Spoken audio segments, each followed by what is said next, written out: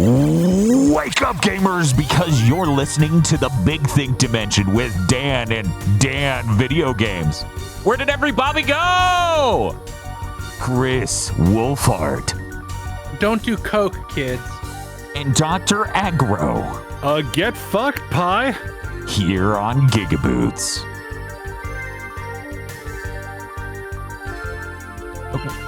Was that the tagline for the American Pie movies? I didn't realize it was such a vindictive action, those films.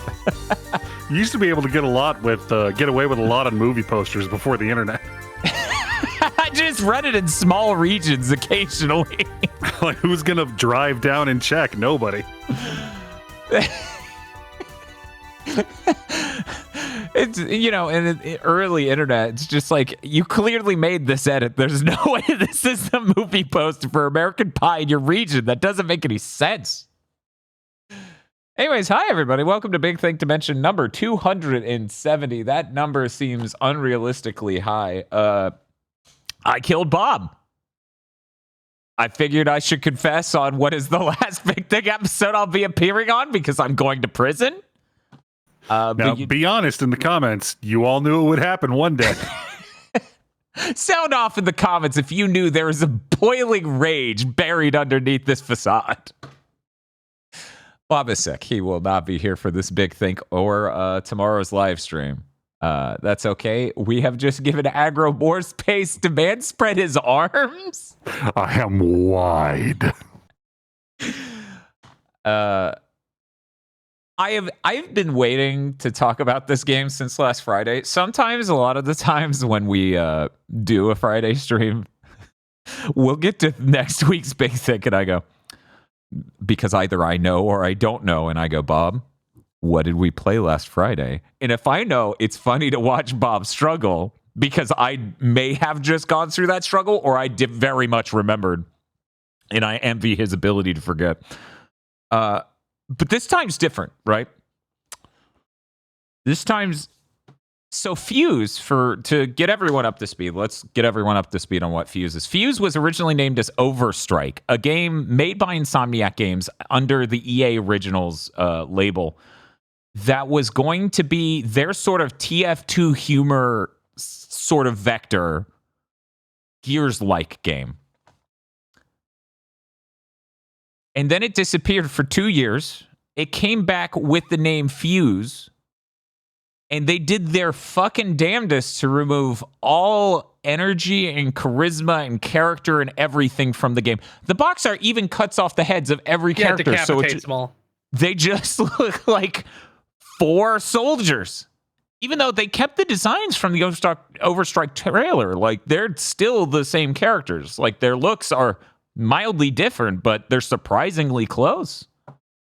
And this is confounding because the dialogue of the game, them quipping back and forth at all the comedy like written thereof, seems like it fits in the original pitch perfectly fine.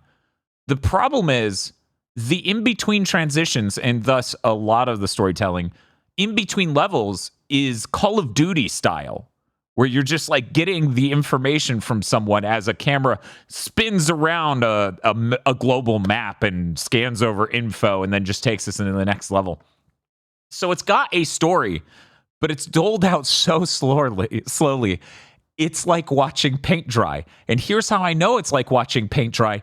I had 2 different viewers that didn't know the other said it come up to me within an hour of the stream ending saying, yo, that was like watching paint dry.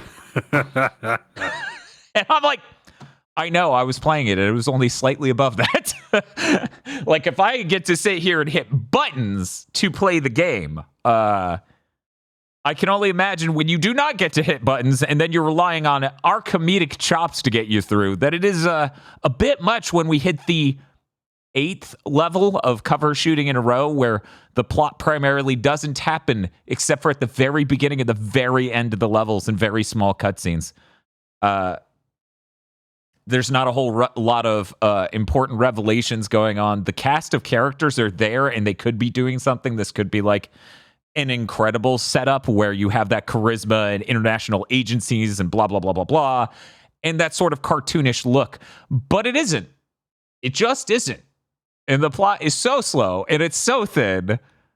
I understand now why this game was $2 cheaper than Resistance 2. You got to play Resistance 3 now, Dan. Oh, absolutely. Yeah, you owe it to your soul. Yeah, no, I need to know if the apology, like I got a birthday card basically from Insomniac that just says, I'm sorry. What if it isn't actually better? What if everybody's just wrong? What if the guys who decloak and kill you in one hit are still there? That would be really fucking funny.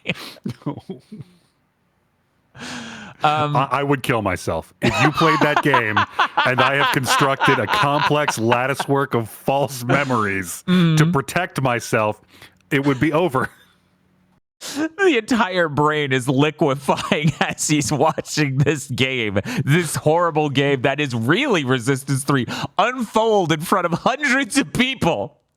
Like, well, the experience of my senses and the continuity of my consciousness is unreliable and therefore meaningless. Bye. I am really hopeful for Resistance 3 because even just playing the demo for it, you get the instant idea that they know what a level should be a lot better than Resistance 2 did. It felt neither like a theme park nor underbaked, completely unbalanced garbage.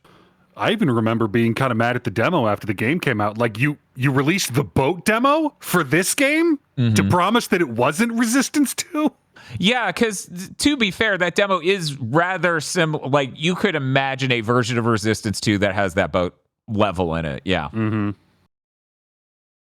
It wasn't quite as... And then the guy next to you opens the handrails, at least as I remember it, which it's been...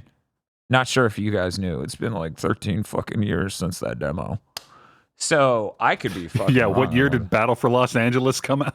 Yeah, can anyone in Or chat... no, Battle LA. Yeah, can anyone in chat tell us when Battle LA, the movie, came to Blu-ray? Because that is how you got the demo for Resistance 3. What? Yeah, weird times. Brought to you by the moment in time that gave you the Netflix streaming disc. That's true, yeah.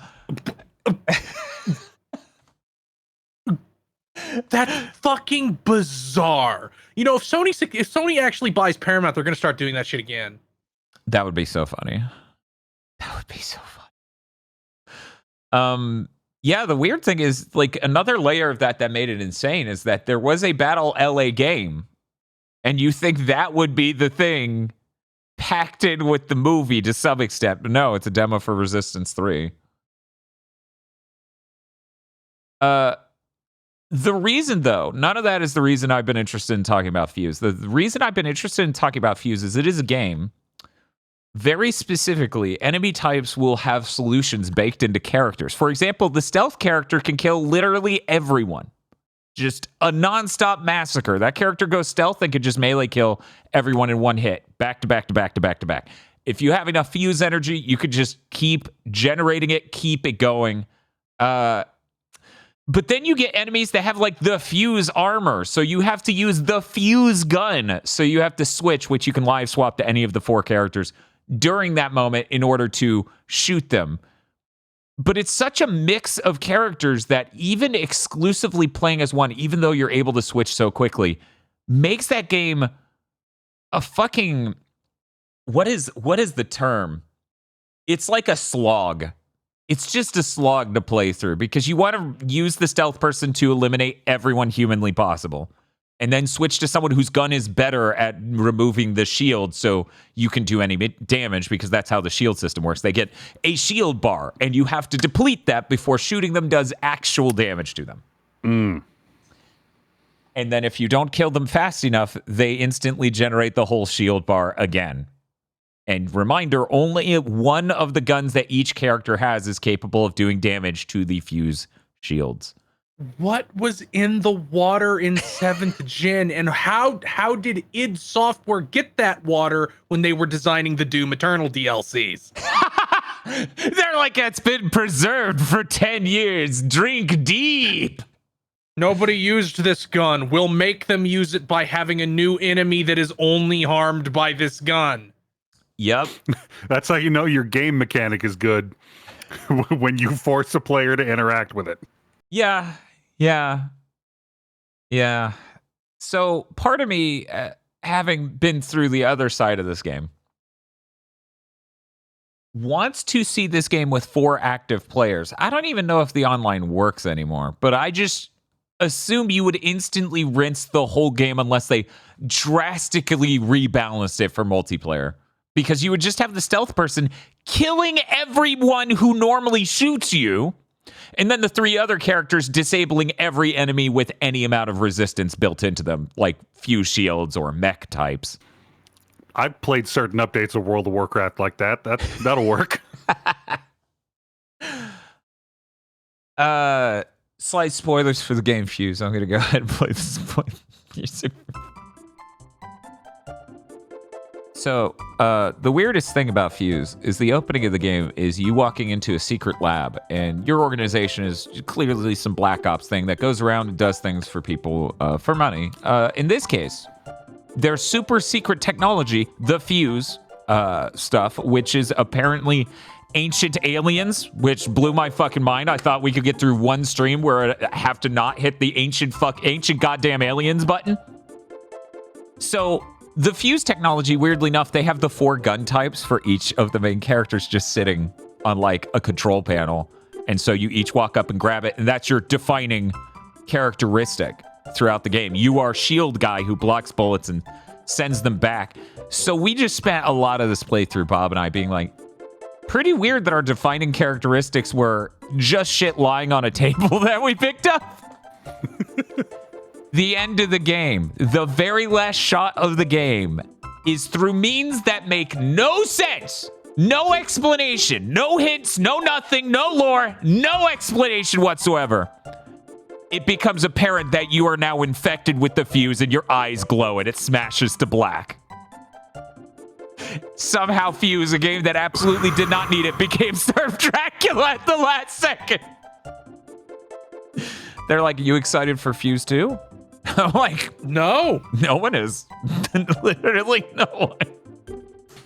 Let me check my entire walk-in closet hate shrine to Resistance 2 for the answer. I cannot imagine the relationship between Resistance 1 to Resistance 2 done to Fuse. I cannot imagine that drop applied to the starting point of Fuse. Well, see, the Fuse, the Resistance 2 version of Fuse 2 does exist. That game is real. It's just called Agents of Mayhem instead.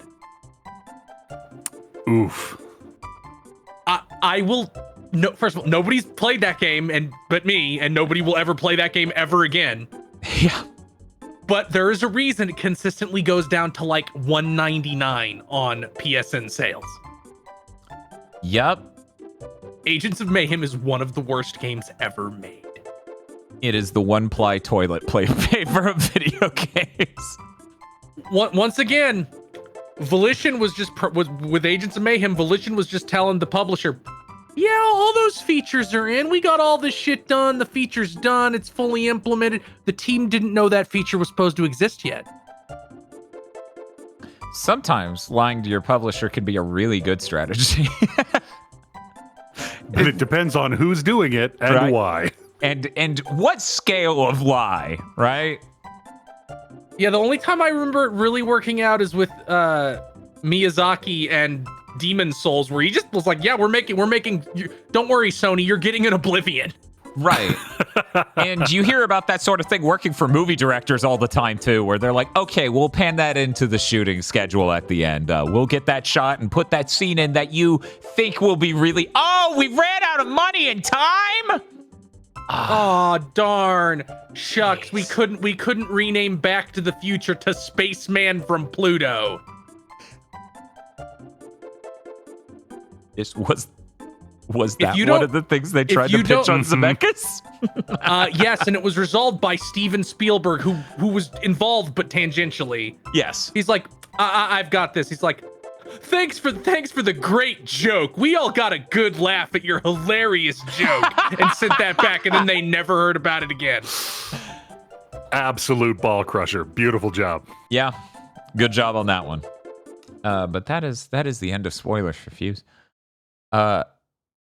It's weird exploring games that are overlooked because 7th Gen is a relatively unexplored treasure trove of experiences right now in streaming. You get stuff all over the place. You know, Dark Void has a lot of neat stuff about it. Many of the games we play are really interesting, neat in their own fascinating ways. Resistance 2 is absolutely terrible. But as a stream, in my opinion, Resistance 2 makes for a much better stream because it's not the weird no highs or lows that Fuse was for the hours we were playing it. And I think that's a balance that very few games we have ever streamed have nailed. It is a very delicate line to walk to have one good cutscene in the entire game. That good cutscene, by the way, I think that's the one I saw in the Clips channel. Yeah, it's real good. It's real good. I wouldn't rob anyone of seeing that, so I'll post it on Twitter later today because I've been meaning to since the stream ended.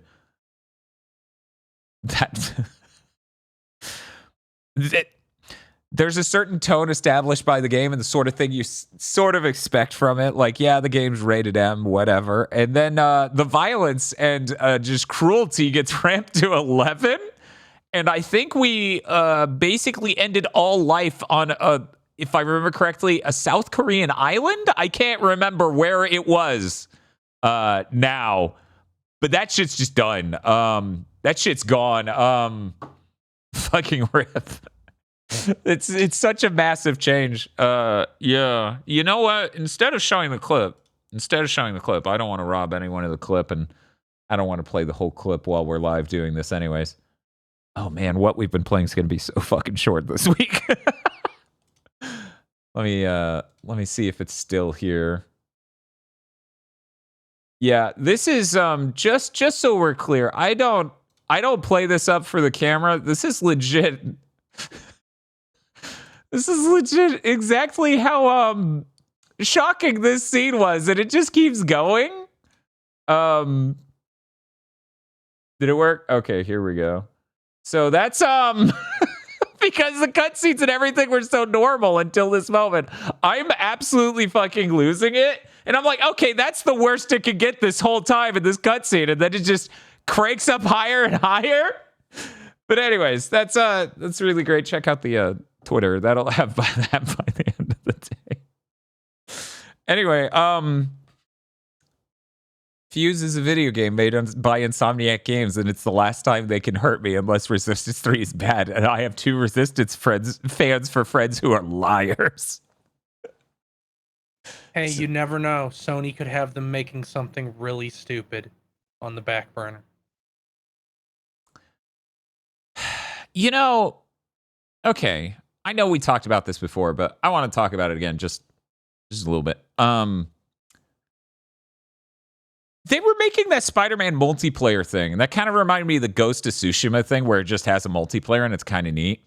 And they canceled it, presumably because Sony's like, we don't see how this could generate infinite money, which seemed to be an impetus on every game as a service, which I guess they viewed that as, even though they really shouldn't have. And I saw someone in the last... There was stuff where it was like it was a huge scale. I don't know if Insomniac wanted it to be huge scale or Sony did, but there was definitely like, this will be our GTA Online, but with Spider-Man. That's so enormously dumb. But because Ghost got announced for PC, Ghost of Tsushima, and they actually had the... for Ghost, they have, I believe, crossplay, and we forgot to mention it last week, but the PC version has integration to show trophies in your friends list on PlayStation and a bunch of other stuff. So that's really interesting because that makes that the first game that does that. But as I was thinking about this, sometime in the last week, someone was lamenting when, and we may have talked about this a little bit last week, fucking games just used to come with a fun, dumb multiplayer mode, like to play.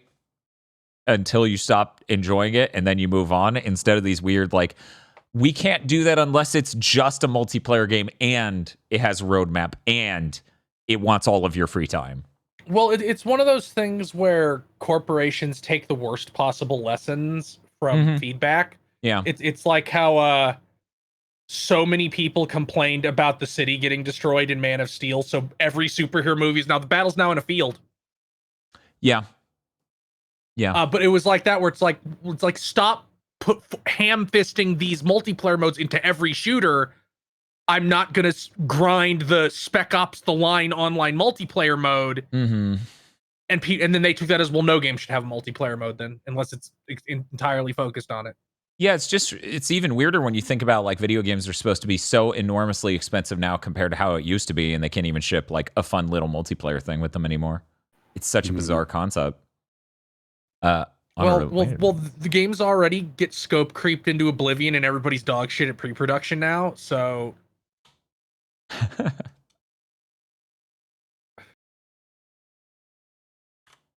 I am changing us from opening to what we've been playing, so that way I can say my simple little bit about this game and we can move on. I played a fuck ton of Helldivers 2 over the last week, something like 4 different sessions that were hours long each. That game continues to be the most fun I've had with a multiplayer game in, I don't know, outside of Dragon's Crown and the re-release of Dragon's Crown on PS4. Over a decade, easily. Helldivers has such a good feel to its missions and stuff and the gameplay itself. It is delightful, but I found out, I had a realization because of who I was playing with and what equipment that came in. I have been getting scammed this whole time because my brain thinks we're on a planet with a bunch of bugs. Bring the light machine gun. You could just mow down the swarms and that'll be great. You'll be a productive member of society, you know, helping to spread wrong. You want something to defuse the chargers and shit. Bring something big that explodes and remove a charger's head. Because as it turns out, the only thing in life that's going to stop your mission if you're doing it correctly is one of those fuckers distracting you from dealing with the swarm. So, one of the few video games ever I have turned on machine guns. Like light machine gun, heavy machine gun. One of the only ever. You could also bring a flamethrower, I suppose, but, you know, maybe don't light your teammates on fire nonstop. Anyways, that's it for my Helldivers 2 segment. That game's really fucking fun. I can't remember what level I am. Aggro. Oh, right. Everything else I fucking played was Beat Saber and working out, so none of it's interesting. Aggro, what have you been playing? I think I'm only like 3 hours away from the end of Banisher's Ghost of New Eden. A game which continues to have its good points be really good and its bad points be bizarre and low grade. That sounds like a Dontnod game. Yep. I found out this cool interaction of game mechanics that broke the game today.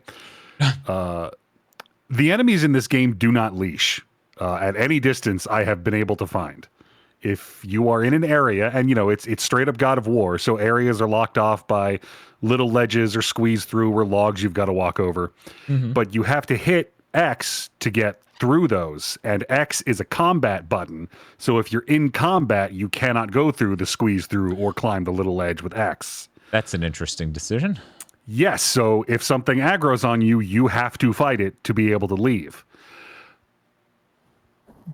But if the thing that's aggroed to you is still inside of a wall and you can't reach it. Oh my God. But your little where the enemies are ring tells you it's right fucking there. Then you're just soft locked because you can't leave the area and you can't kill the enemy. That has happened to me in multiple games I've played in the past couple years. One of them's Gears 5. Oh, yeah, I forgot. Reminder that Gears 5 has a restart from previous checkpoint option in the menus, which is when you know your game has been well tested, when you need restart from checkpoint and restart from previous checkpoint. Yeah. It's one of those things like if it is possible for B to happen, A should not be the case. And like, this is a game where enemies constantly spawn inside of the terrain and then slowly ghost crawl animation out of it. Like, that is an expected circumstance, my guy. No, they would just simply ghost crawl every time on every player's console correctly. Right? I probably would have been done with this game by now. Because every review I read was like, yeah, just focus the story content. Don't worry about all the extra shit. Because a lot of the extra shit on the map is like, hey, here's some material you're never going to use. Or here's a ring that's not as good as the one you've had for the last 6 hours. But a lot of the side quests are really fun because of the writing and the characters, especially if the characters are awful. And the side quest is, hey, go back to this town and fuck this guy over. Yeah, that seems like something you don't want to miss out on. I was actually rather impressed. I went to look up something specific about this one quest I was doing because I couldn't figure out, like, I was in the area, but I couldn't figure out where the trigger was. Was I missing it? Was it bugged? I don't know. So I looked it up, and the YouTube video for the quest I was on, it had 2 characters in this quest. One was alive and one was dead. And in the YouTube video I looked up, those circumstances were reversed. So there are a lot of branching paths based on whether you murder people in this game. Huh. Did it have a meaningfully different effect on that mission? Like, it was the same. I believe you were learning the same stuff. It was the same circumstance, but you were getting, different sides of it based on who was giving you the mission. Okay. Like, that one actually ended with me doing the only murder I've done so far.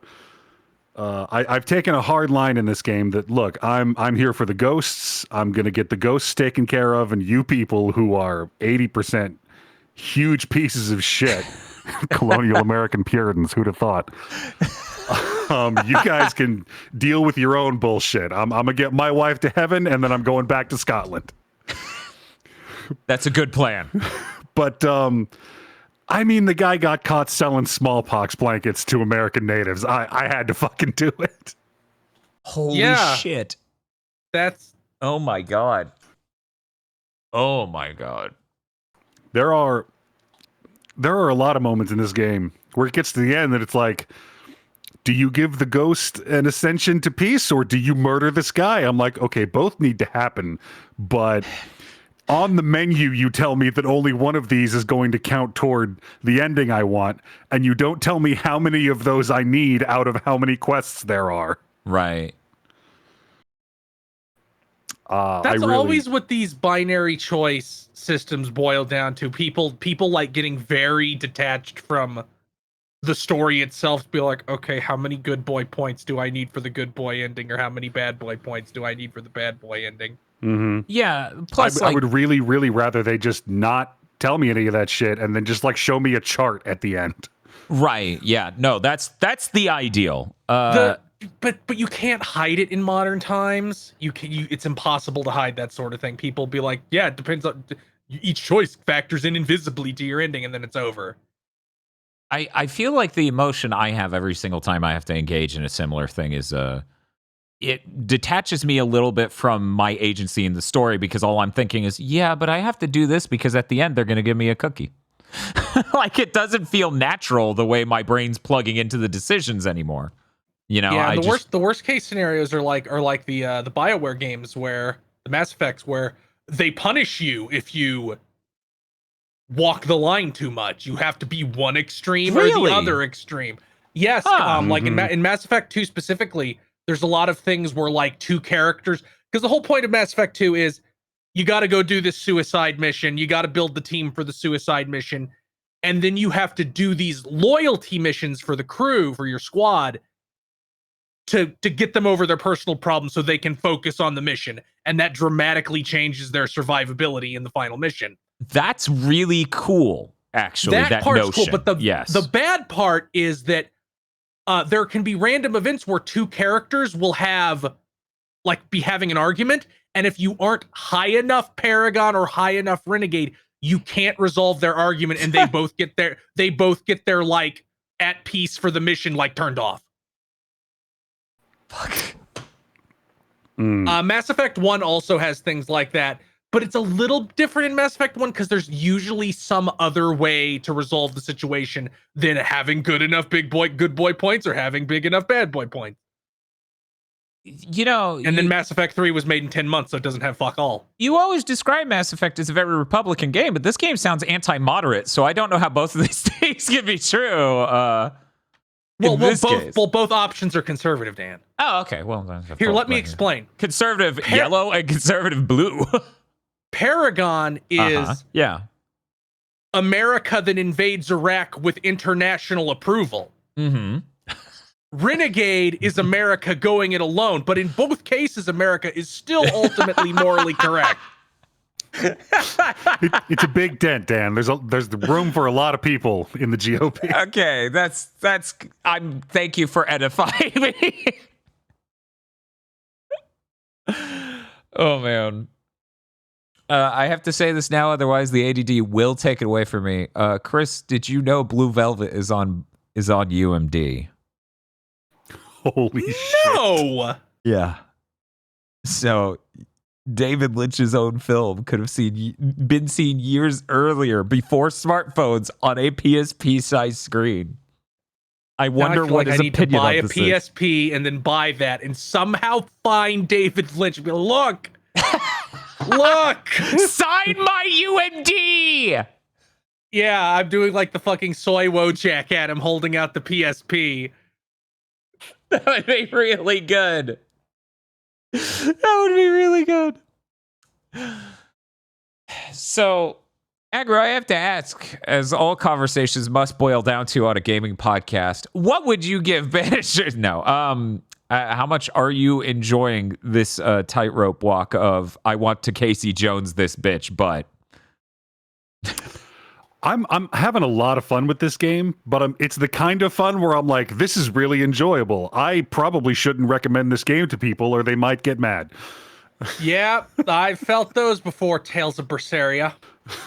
I kind of had that moment earlier when I tweeted out, hey, Dark Void is on sale and getting delisted. It's only $3 on Steam and $4 on the 360. Maybe buy it. I expect someone's going to play and be like, yo, this is shitty Uncharted. And I'm like, give it 50 minutes. It will no longer be shitty Uncharted. It will be Uncharted 1 took a lot longer than that took. Yeah, it did.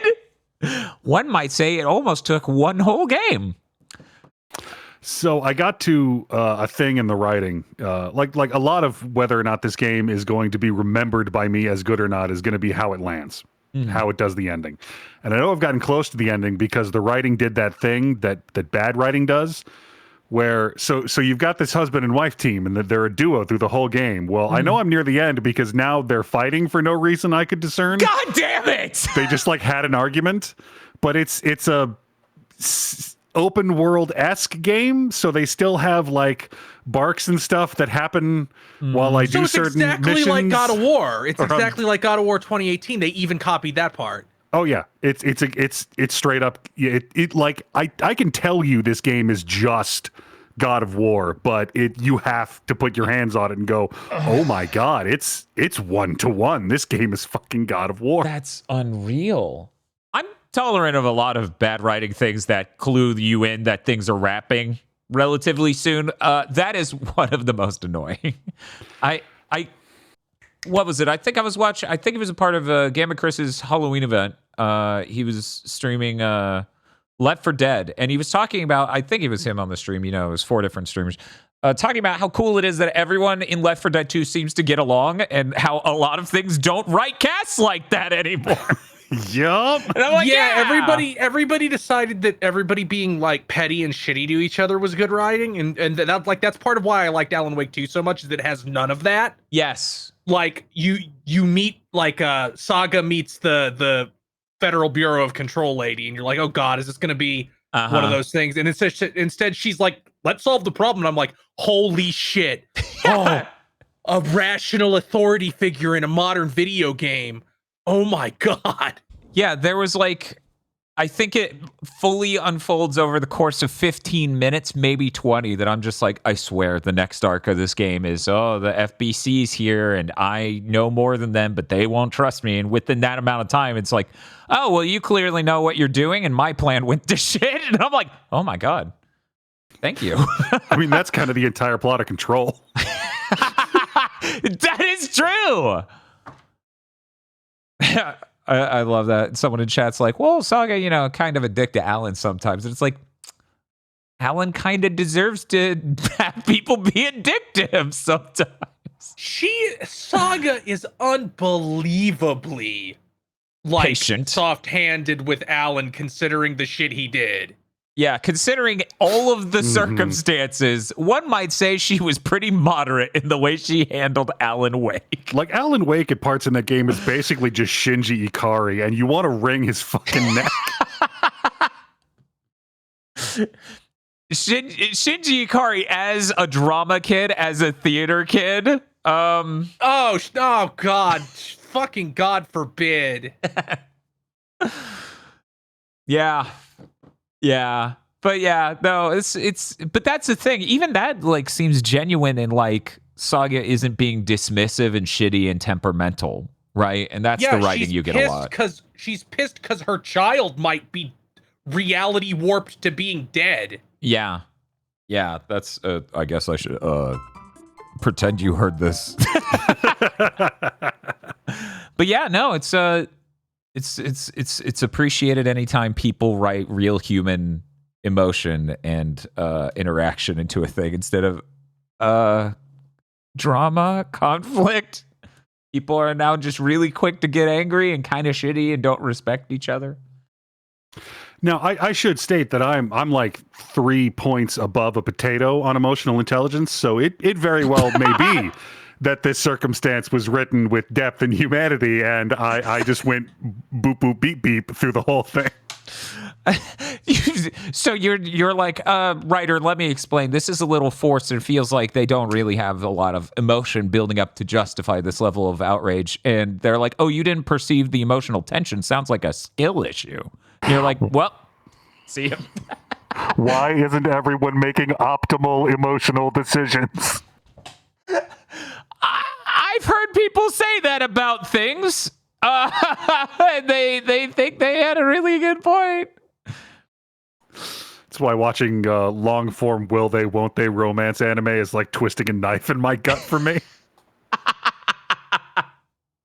At the same time, though, nothing makes me angrier than when I say, why did this character do this? It makes no sense. What was their motivation for doing this? It makes no sense and acts against their stated goals. Somebody goes, well, they're crazy. And I'm like, sure, a real person might sometimes be crazy. Mm-hmm. That's not a thing that a character in a fictional work should be, because it's really unsatisfying and sucks. Also, like, if someone is legitimately crazy in a piece of fiction especially, it really should just be a cornerstone from which their character is built, not a crutch you get to use the moment you made a bad writing decision. I'm looking at you, Twin Peaks Season 2. Sorry to any Twin Peaks fan who didn't want that to come up, but yeah. Anyway. God.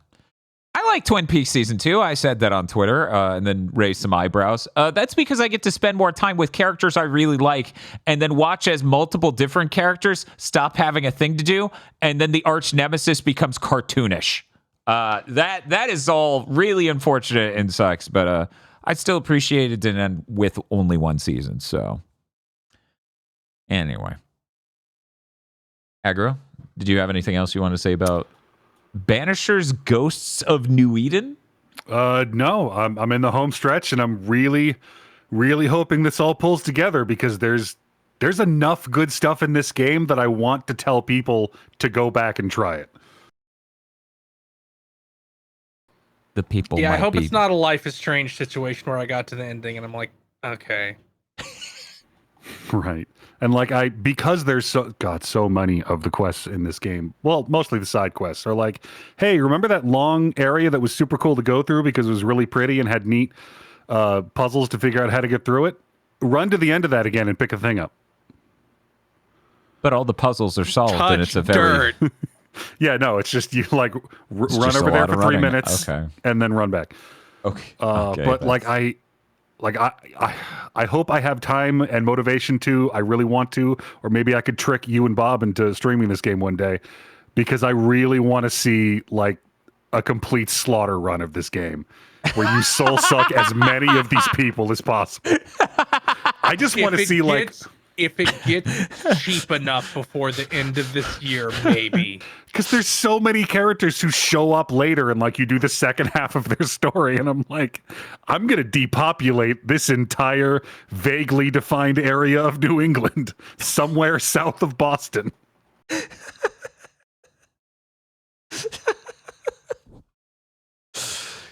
Also, I'm gonna ask chat to never write "don't noduary" into chat ever again. And, fuck you! It's don't noduary. That is how it would feel. I mean, you already played Remember Me, so you wouldn't have to do that again. But then also, did they make that vampire game? Vampire, yeah, but I think Vampire's pretty short. And then I would also have to play Life is Strange and Life is Strange. Life is Strange. They only made Life is Strange and Life is Strange 2. Every time I mention this game on Twitter, someone immediately is in my replies like, so it doesn't suck like Vampire, right? Oh, no. Yeah, Vampire, I feel like Vampire didn't, from what I heard, did not deliver on like what you would want from a vampire game at all. The jokes write themselves. What would you want in vampire fiction? Write it in the comments below. Okay, well, Aggro, did you play anything else? I did not. I should cover that I was on Sarah Lene's birthday stream, which was really fun. That was yesterday, so Wednesday. And she's going to be doing a subathon for like the next few days. And I played some new games on that after Paneled Upon. She introduced me to an arcade puzzle game. I believe it was on Neo Geo hardware, but I could be totally wrong. Called Land Maker. It was a deeply fascinating puzzle game. I'd never seen it before. I'm just going to double check that that's the name real quick. Yeah, all one word, Land Maker. That was really, really fascinating. Super cool. Describing it would be so alien. But it's made by Taito, and so it wasn't on Neo Geo, it was on Taito F3. But it's deeply fascinating. It's like if Bust-A-Move was isometric, and instead of stacking these things together necessarily in order to make them self-destruct and disappear, you are building out buildings as big as you can in this weird 90-degree or 45-degree angle turned isometric view, and then hitting the tip of the building with a matching color to clear the whole thing, reducing your enemies like play field so that way they get crushed. It is really, really cool.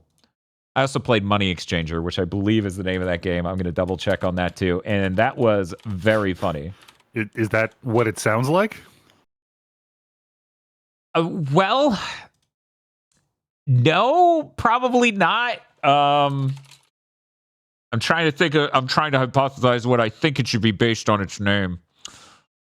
Have either of you ever played Magical Drop? Oh, I think Magical I know what Drop. that is. Was that turned into something? No, I don't think it was renamed in the States. But yeah, basically, Magical Drop, the thing is you have multiple colored orbs that you send to the top, and when you stack them on top of each other, well, not orb. Anyway, matching colors, delete it. Money Exchanger, weirdly enough, is like that, but it's currency, so different things will convert at different values. I'm going to go ahead and scale this up so you can get an idea. And the entire aesthetic for it is Magical Girl. So like, weirdly enough, you'll slam together 5 1 coins in order to make a 5 coin. Slam together 2 5s to make a 10, 5 10s to make a 50, no. 2 50s to make 100, 5 hundreds to make a 500, and 2 of those to clear completely. And there's you a lot in this image that is dangerous. Is this like God, what was that game called that was real popular for a while, where you slide the number blocks? 3s or 2048, depending on which version you found first. Yes. Yeah, that was the first thing I thought too. So this game was absolutely delightful. I think every character in it but one is a magical girl. And of course, that character's aesthetic was so strong and so delightful to me. I just kept selecting them because I'm like, he just needs a win. I just need to get this sad boy one win. That's all I need. Look at him. Anyway, that was I've never seen a puzzle game that is fully formed just get a mechanic so deranged shoved into it as Money Exchanger. Money Puzzle Exchanger is apparently the full title. I won as him. He was very delighted. He looked like this was the one good thing to happen in his miserable life, and I felt so bad for him. But that's it. It was a great stream. We played more Bushido Blade and Bushido Blade 2. Those games are really funny. We need to bring back 3D fighting games that have no attempt to balance, and the whole idea is just be cool. Yes.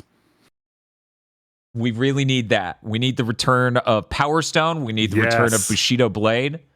I believe someone who rated was talking about there's a game called Blade Symphony, I think it was, where that's supposed to be some sort of spiritual successor to Bushido Blade. I have yet to look that up, but allegedly that's a thing. But yeah, we need to bring it back. Also, where the fuck's Bloody Roar? Where the fuck's Bloody Roar? How many fucking games is Aiden gonna make that aren't Bloody Roar? The answer may surprise you. It is infinite.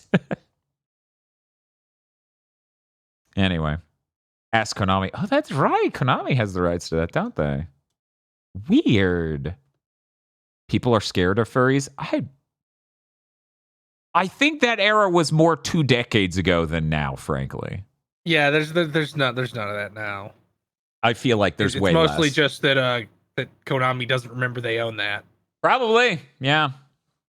Anyways, hey Chris. I finished Final Fantasy VII Rebirth. Yo, should I just hit the spoiler button now? No. Okay. I'm not going to talk about like any plot developments from it really. Okay. I really liked it.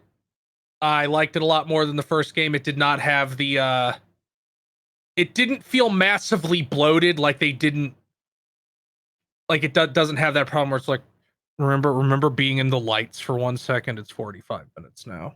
Right. It didn't faster than light travel time dilation any moment in the original, you're saying.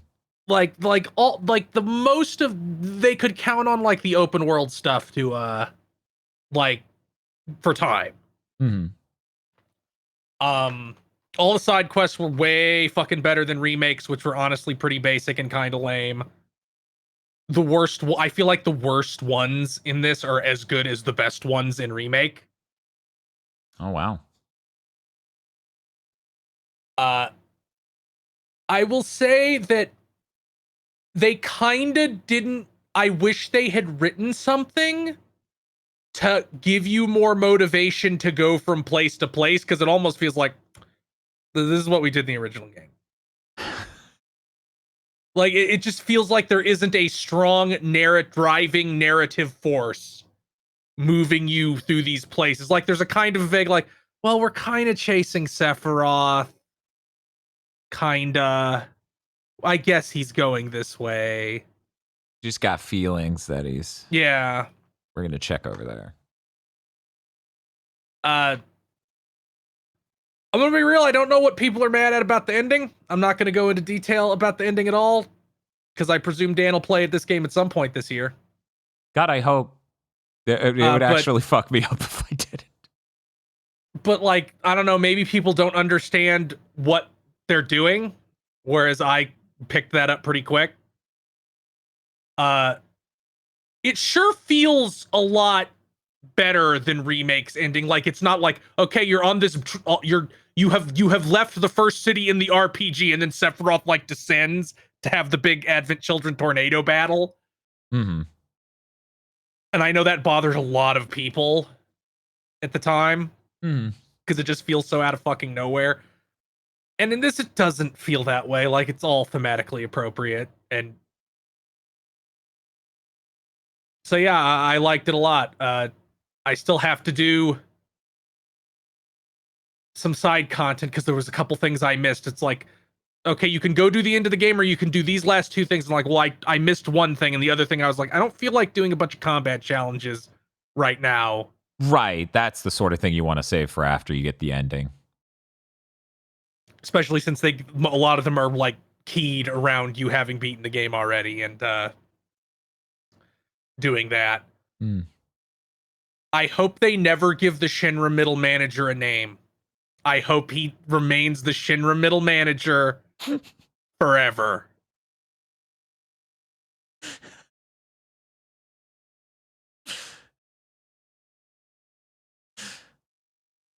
But yeah, definite improvement on Remake in pretty much every single way other than resolution.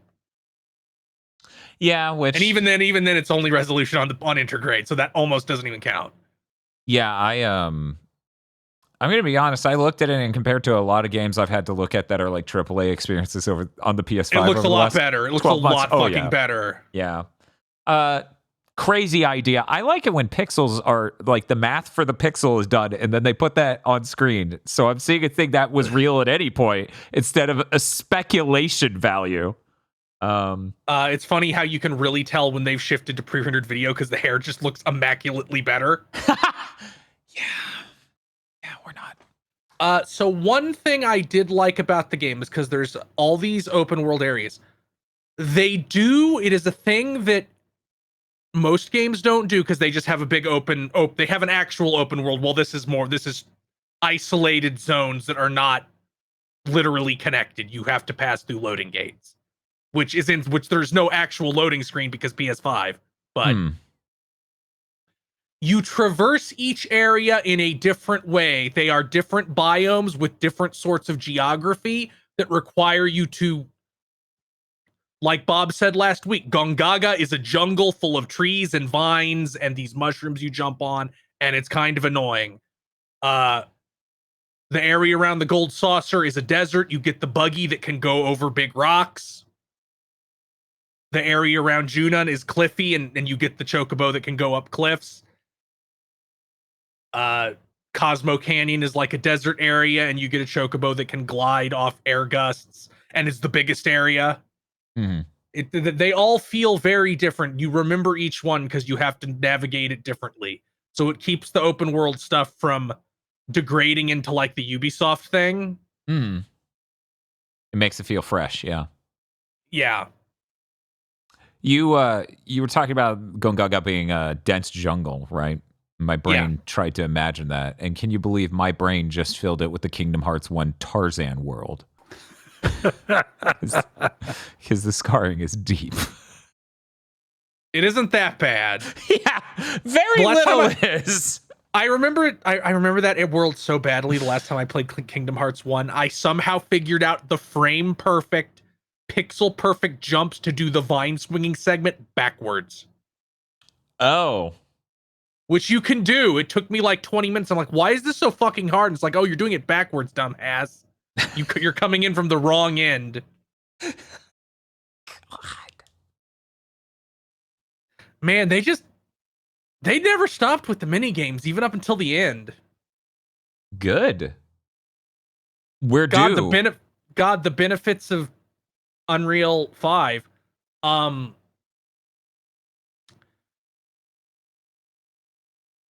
But yeah, nothing more to say. I really liked it. The only other thing I played, other than doing a Boruto stream yesterday where I recounted Boruto, where the child gets bitten by the large man. What the fuck is with that? Okay.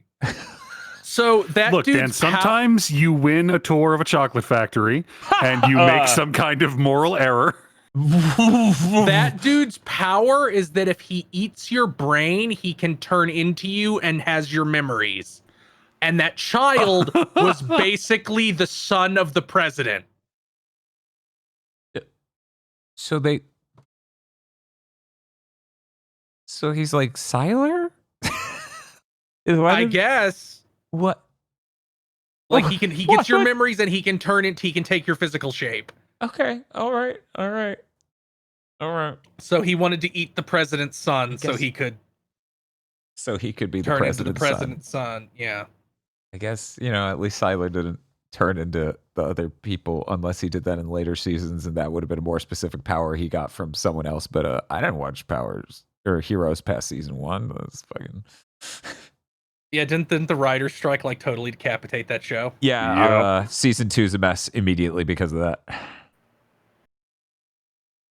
But I played a bunch of Grandia because as soon shit. as I beat Rebirth, I promised I would play because I've never beaten Grandia. I got to the last dungeon as a kid and was like, okay, I'm gonna stop for whatever reason. I don't know why. It's just how it panned out. Mm-hmm. Be like that. Man, Grandia is really nice. Like, it's so vibrant looking, and there's all these little interactable things in the background. Like, you run to the back wall of the restaurant that Justin's mom runs, Justin, the main character's mom runs, and like a thing falls off the wall if you get too close. You can knock bottles over and stuff. It has such a soulful 90s dub track where they're trying. It's like one of the. It is such a bizarrely high rent English voice track for the era. Most of them are not good. And this one really is. I got my and I stopped playing when I got to the first boss that makes you try, and they beat my ass really hard.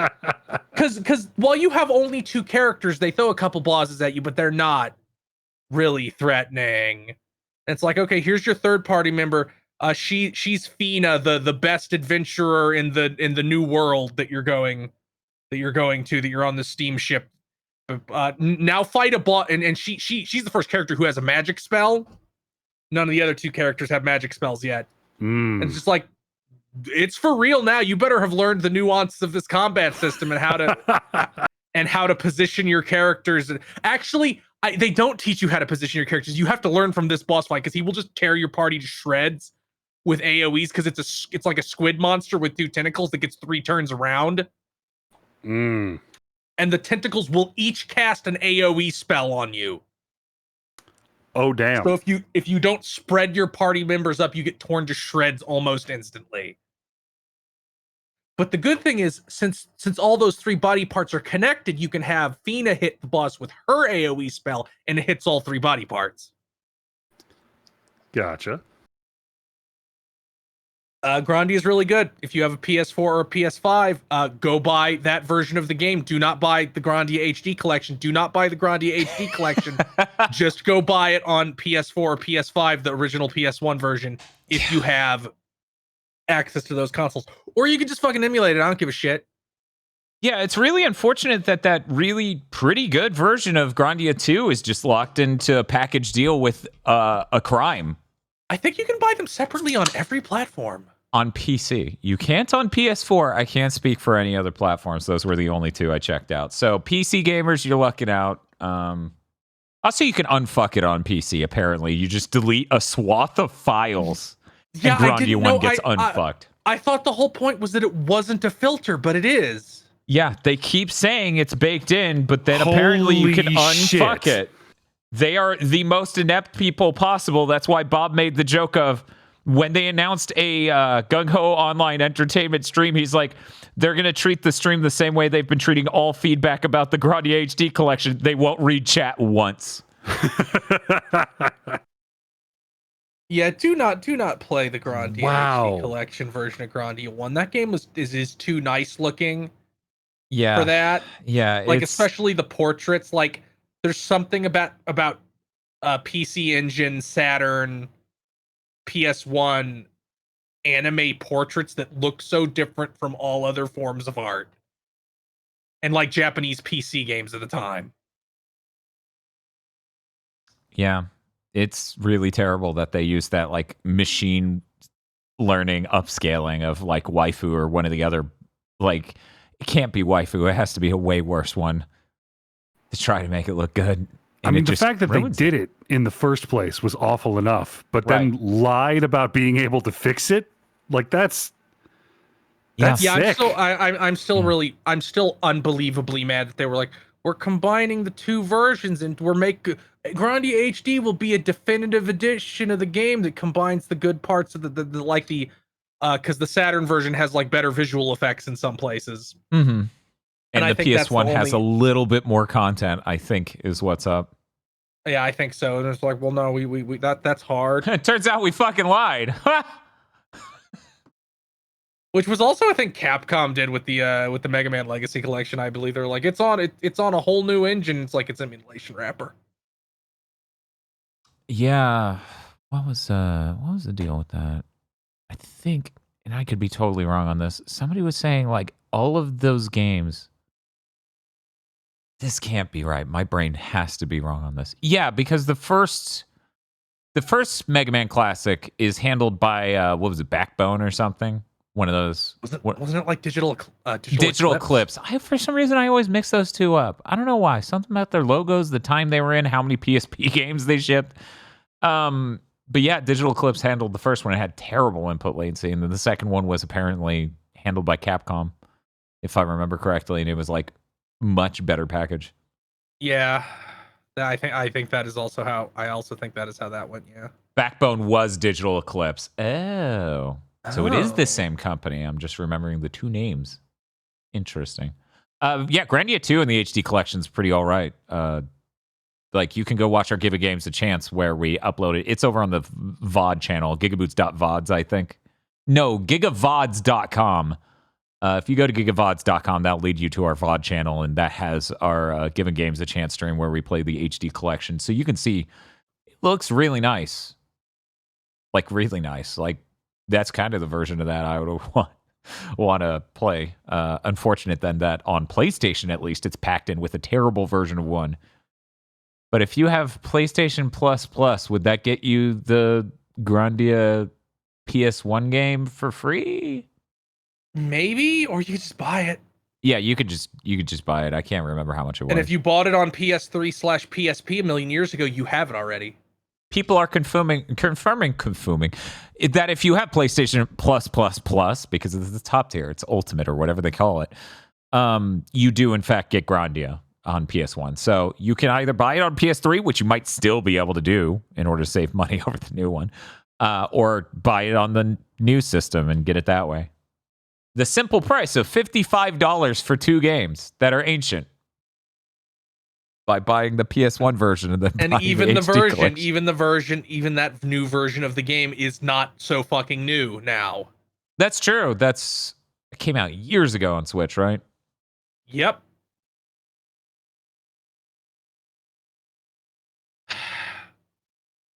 That's all I was playing. Work beat my ass. I played this game called Wrecking Crew, but in real life. That's cool. Where you have to tear out the concrete floor of a garage with a sledgehammer. Oh my god. That's was it a good workout? Did you have to go to the gym as well, or was that good enough? I hurt. I'm sitting here thinking, will I be able to play Stellar Blade when it comes out tomorrow? Because it hurts to grip with my right hand. Yeah. Yeah. Like my wrist and like wrist tendons are so sore. I'm glad this isn't a week where I'm sore from exercise. I would look like such a pansy asshole. And Chris has done this over here, and I'm like, I play Beat Saber.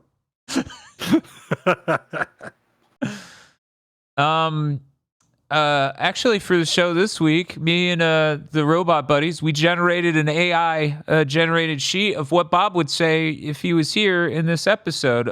But the only source we use for what he would say is from people angry at things Bob has said. So I'm just going to read some of these. He said, Final Fantasy VII Rebirth, this can't be right, is gay? I don't think Bob's ever just said things like that, but I guess based on the comments of this cutting-edge AI, he would say that if he was here. I'll have to ask him next week. I mean, based on people on my timeline talking about Cloud, that game sounds pretty gay.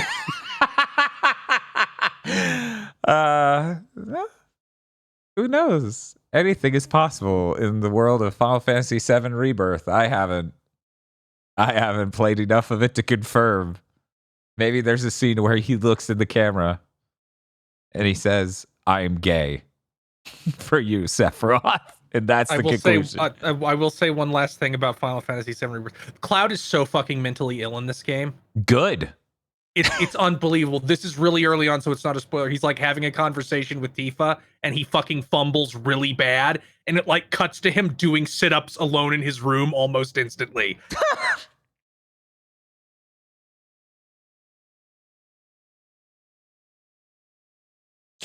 Happy for him.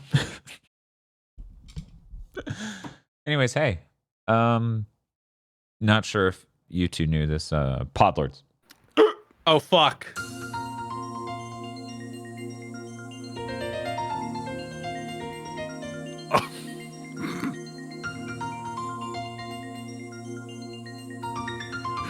I don't know why that transition seems so awkward. Oh, fuck. That's only because only you can see it. They're still sitting on the brain. Aggro, what are you talking about? It's still on the brain. Do you see something else right now? Give me sight beyond sight. Man, that is the cool. Can we talk about how cool that is to hold a sword up and say that shit? That cartoon ruled. It so did. Thunderkid's fucking whipped. Let's see if the full gameplay screen will show it. It will! Oh fuck, the Podlords! Yes, that's right. Podlords. Podlords such as E. Lee Broyles, who was supposed to come after BN12. Red Blaze 27. Suzushiro. Rado. 101 Shades of Wonderful Remastered. WTF Spider-Man. Crazy WWE moments. Whoa, this is really zoomed in. Can we get that butt visible? Okay, there we go. Big Boss Man steals Big Show's dead father. Yup. That happened? That happened. That's real. I'm still not clear on how real that was. Like, that's a real thing they had a storyline about. What? Yeah, that they was had a that's story, what's actually pictured. I'm not sure if his dead father is actually in that casket or if it was his like a father's real even dead. funeral. You never know. Remember, Vince McMahon died in a car explosion once, and The Undertaker was going to bring him back to life with evil magic, and then they aborted that plotline because of Chris Benoit. I was looking forward to playing Stellar Blade this weekend, but I actually managed to get into the closed beta for Mecha Break. It's just, you got too much. Too many games. Yep. DFW 3K. Muckbud. You guys are unlucky that I can art, so I made some nightmares. Third seat kebab day video games. Why is he doing like the Anya face? I don't know. Why does Bob do the Anya face? It's a good question. I feel like this librarian is hitting on me.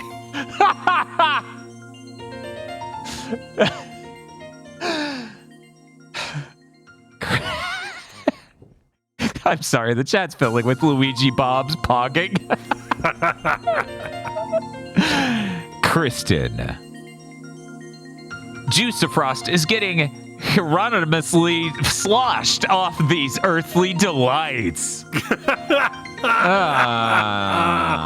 Nice. Well constructed.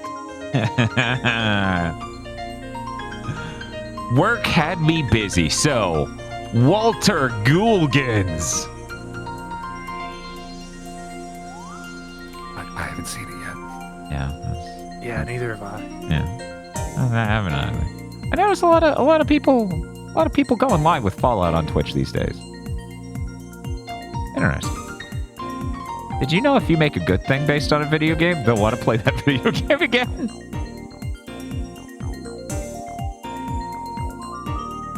Cooper Tank.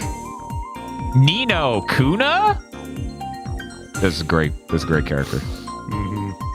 Where the fuck have they been? The fuck's up with that? If you want to learn about this character, I hear you could go on to patreon.com/gbpodcast and learn all about them. Indigo Sykes. Miko heard you give good pets. Can you confirm? Yes, I do. But are they big? Tune in next week to find out. Congratulations to the Bears on your Splatfest win. Bears. Evil Lucario. A raccoon looking at that Embracer split and those stupid names they came up with. They actually didn't come up with any names. All of those are other companies they already owned and friends. Big thing to mention and friends coming soon. It's kind of confusing if we don't add more people, though. It implies that some of us aren't really big thing to mention. Shinji16 and Tagfer would like to remind you that you matter, you are valid, and you deserve to be happy. Well, I feel like I was closer to that state before seeing the side of head mouth creature. Anybody know what this is? Another ploy by Shinji16 to remove my sleep. Artist rendition of Splatfest results. Congrats, Bear Cubs, on destroying baby chicks and little bunnies.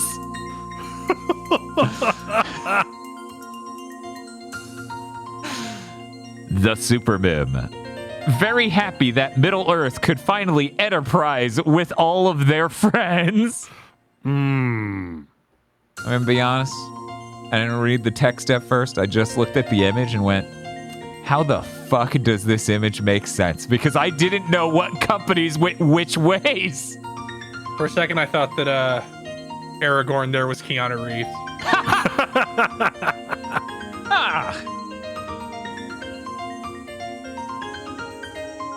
Saraline.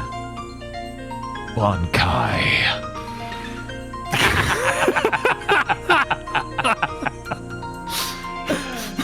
You know, that's the last thing somebody saw in 8th grade before getting their ass kicked.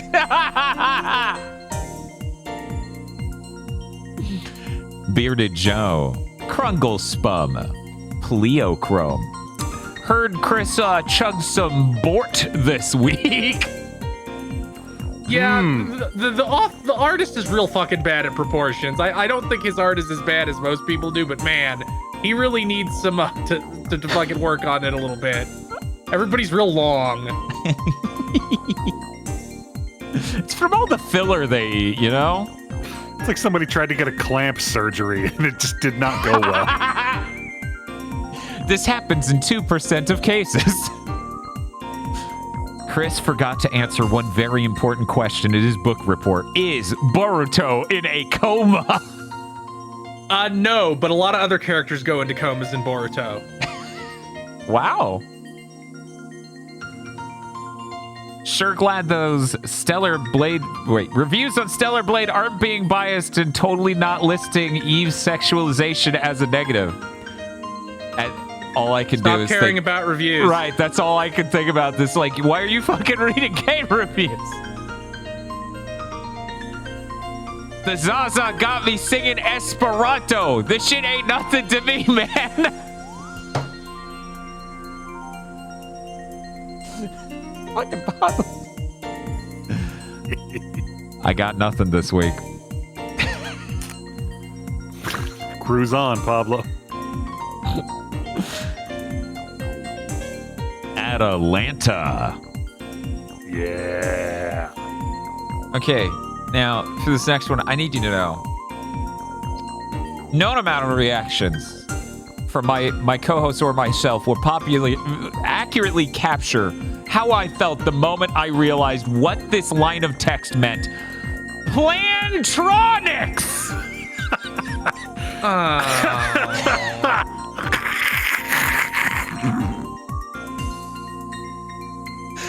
How are you? You are a villain.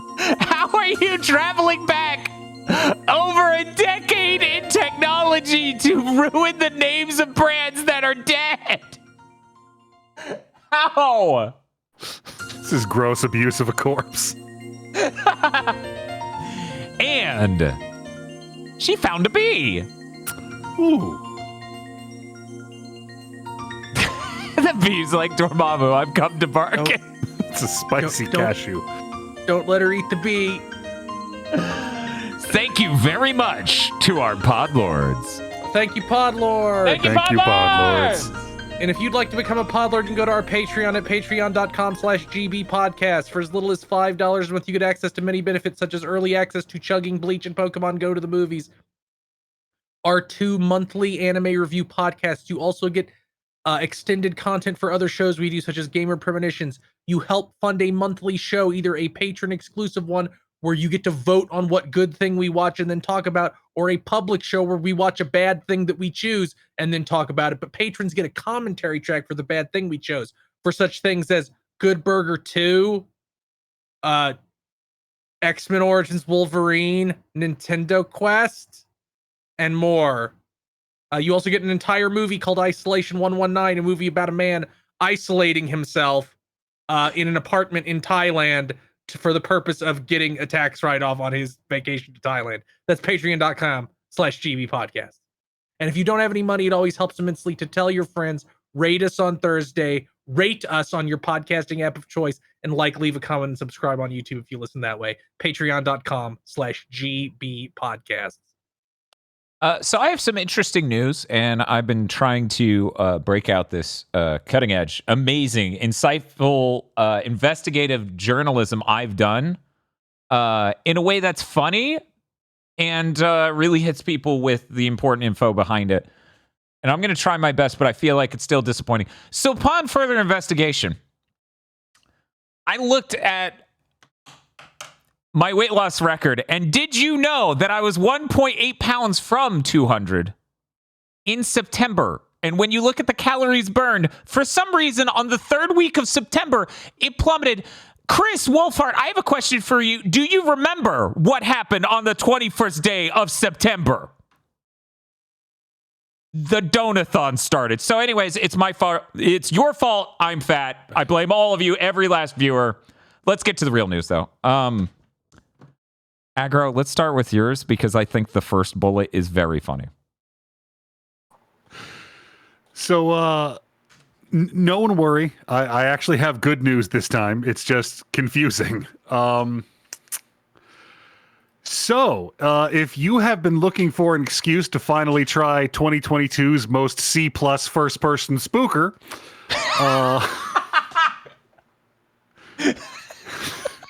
Ghostwire Tokyo has, seemingly without announcement or explanation, quietly removed Denuvo. This keeps happening. It's just gone for some reason. So here's the question. Here's my question. Do you think that is literally a part, like Denuvo puts that in the contract, like, oh, you license it for a certain amount of time, and they think that they're coming out ahead by doing this? In what world does it look good for people to be like, well, after a year or two, they'll remove the shitty TRM and then we'll buy it? Yeah, I know that if you can get a refund on Denuvo if you remove it within a certain amount of time, but I don't know if you have to keep paying to have it attached to your game at all. Because Ghostwire Tokyo is far beyond the what I thought was the cutoff for that. Well, we took it out, so give us our fucking money back. Your shit did nothing. Was it simultaneous PS5 PC launch, or did the PC launch come later? I feel like it was simultaneous, though. I think it was simultaneously. It was just it was fucking Bethesda. I'm pretty sure then it was in the first quarter of whatever year that was. And if that's the case, then that would put this really close to an anniversary of the game being out. Yeah, it came out in like a month from now, like March. Yeah, so that would make sense. It's got to be they wrote up some contract that's like a certain number of years. Yeah, people are saying March 25th, 2022. Also, people are clarifying that was the one they added after release. Was it like, oh yeah, like within a week or within like a month? I think it was like a year. It was a long time. It was synced up. I think it was when they were releasing some like that roguelite add-on and the Xbox version. Mm-hmm. Yeah, that's so weird. Okay, and like they snuck it in with that announcement and then took it out the same way. This isn't here nor there. Can I say how much I fucking hate it now that every websites are like, it was 1 year ago? When? What specifically do you mean by 1 year ago. Well, the first guy didn't do it, the research of writing down the exact date, so I won't either. I'm the third guy in the chain of copy pasting this fucking news. No, I mean, I go look at like a Reddit post and like, when was this Reddit post made? A year ago. Oh, that fucking sucks. I hate that. Oh, yeah. YouTube does that and it drives me insane. It's like, oh, this video is 4 years old. And then I look it up. At least on YouTube, you can click on it and it'll tell you the actual date. Reddit doesn't even do that. It gets fucking annoying because it's like, so it's 4 years old. 4 years, 11 months, 20 days. And I'm like, last April, they added Denuvo. So it's literally like, it's the exact same. Well, you didn't fucking do anything. Goodbye. We're ripping it out. Give us our fucking money back. Fuck you. Christ. Yeah, we need to stop watering down and building extra functionality in these websites to obfuscate real data for the sake of making it easy for viewers like this a year ago, a week ago, whatever. Fuck that shit. Like, no, that's just annoying. It's just annoying. Mm-hmm. Let's cover your other news and then we'll get to mine.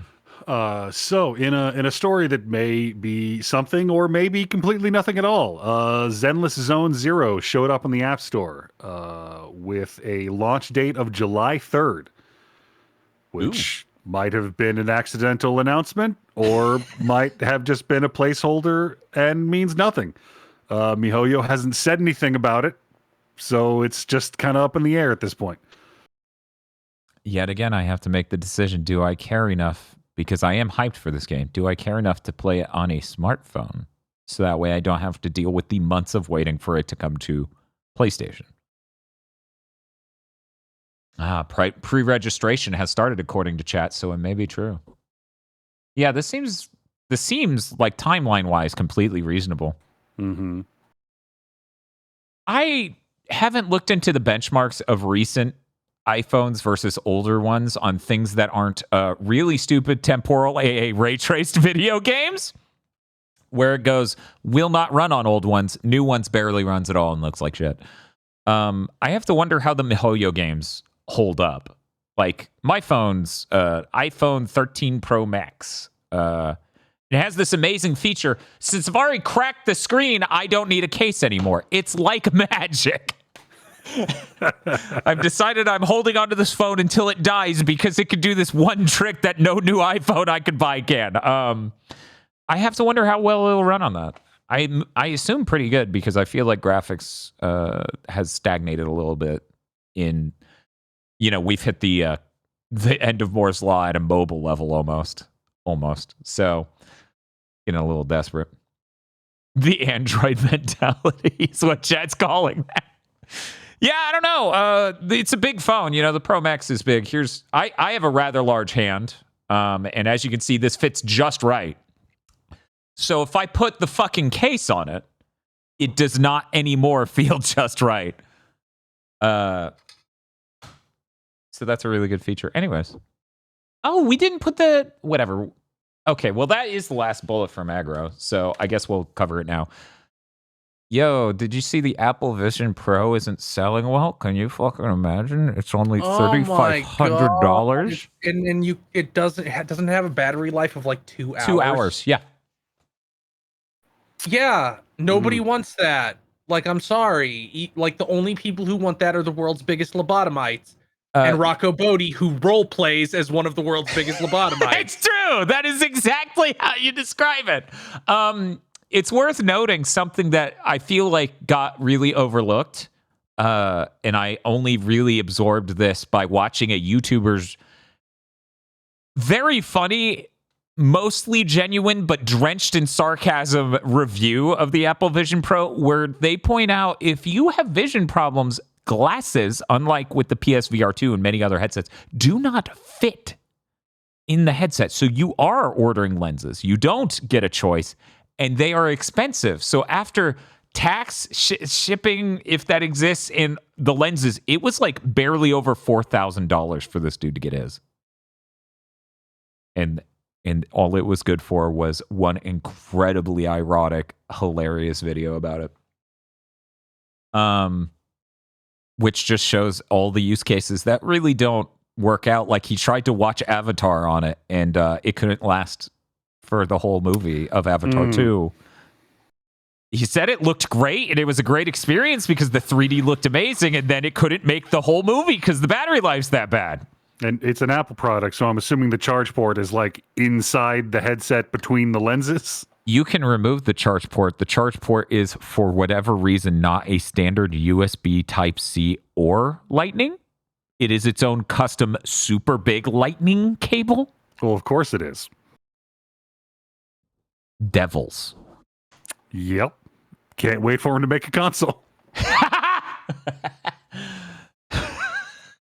Oh, you lost the cable to connect your controller to sync up your console. That's $80.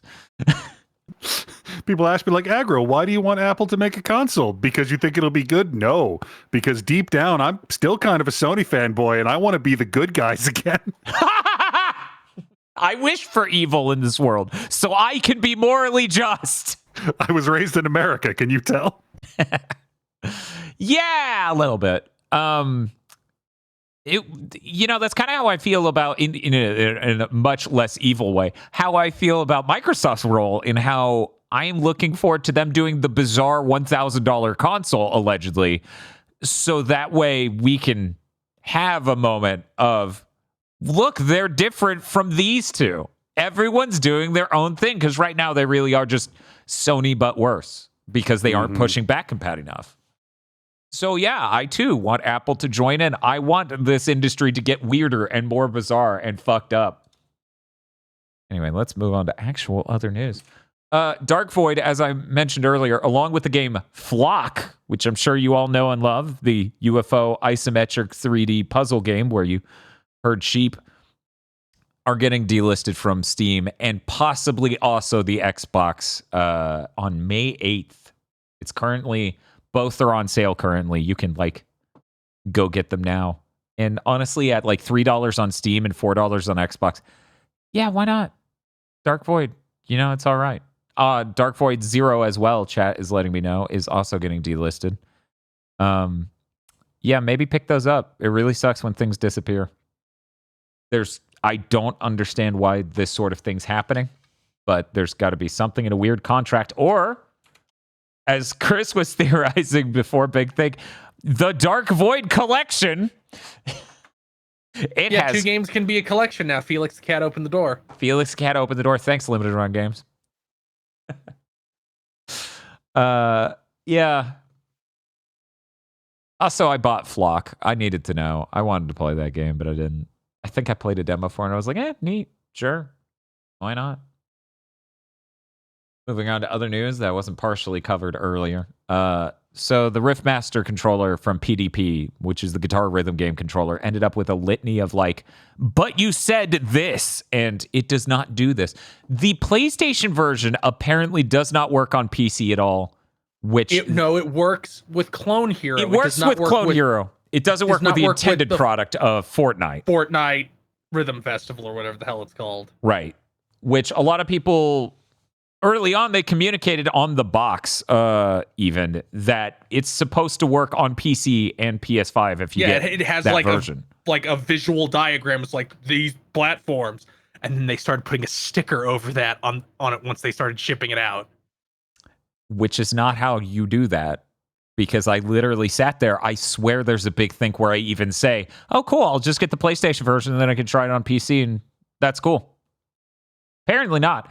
So they start stickering over the boxes. The Xbox version works on PC, but you need the Xbox One wireless dongle, which last time I checked isn't that cheap. Let me go ahead and check again. Xbox One controller, wireless dongle PC.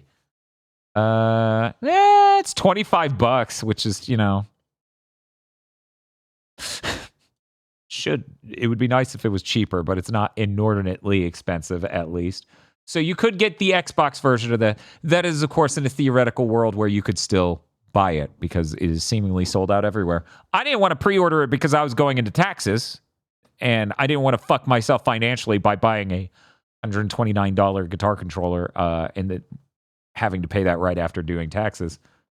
Just in case. I was being cautious. Unfortunately, now I can't get it, so meh. Let's see. Oh, and my last bit of news, Metaphor Refantazio got a release date of October 11th this year. Thank you. Thank you for the hard date. Everything that came out of that trailer looked cool, but I did not go and directly watch any of that coverage that happened because I'm really excited for this game and don't want to spoil it. Somehow that's just a mode my brain goes into where I'm like, oh yeah, no, I'm getting that. So don't even, I'll see you when you come out. It is really weird to have SMT5 Vengeance and this come out within, what is it looking like? Like a 3 or 4 month span of each other or something? Like they're in a tight window. What is with this year in RPGs? It's so nuts. Oh, it's so fucking good. Yeah, this needs to cause the cultural reset and just kill every other genre. It's our turn now. Like we have like the 2009 to 2015, but it's just like no, this is like the PS1 again. If you want a game with a story, it has to be an RPG. Yeah. Everything's doing real good. I do wonder how this is not only going to affect our top 10s, but like the top 10s of like normal podcast networks. Yeah. Sony is gone. I'm still not entirely convinced Ubisoft won't delay Star Wars out of the end of this year. Mm-hmm. Nintendo's not here. Microsoft was never here. But what about Avowed in Indiana Jones? Sure, I'm sure. Well, I'm sure this won't be yet. This is going to be like a weird VGA where none of the big three are in the Game of the Year category. Like Microsoft has never been there, as I take glee in continuing to point out. They have never once had a game up for contention for Game of the Year at the VGAs. Yeah, but I don't think any of them will this time. And people still act like surprised when it's like, why isn't Xbox doing well? Well, if you paid attention.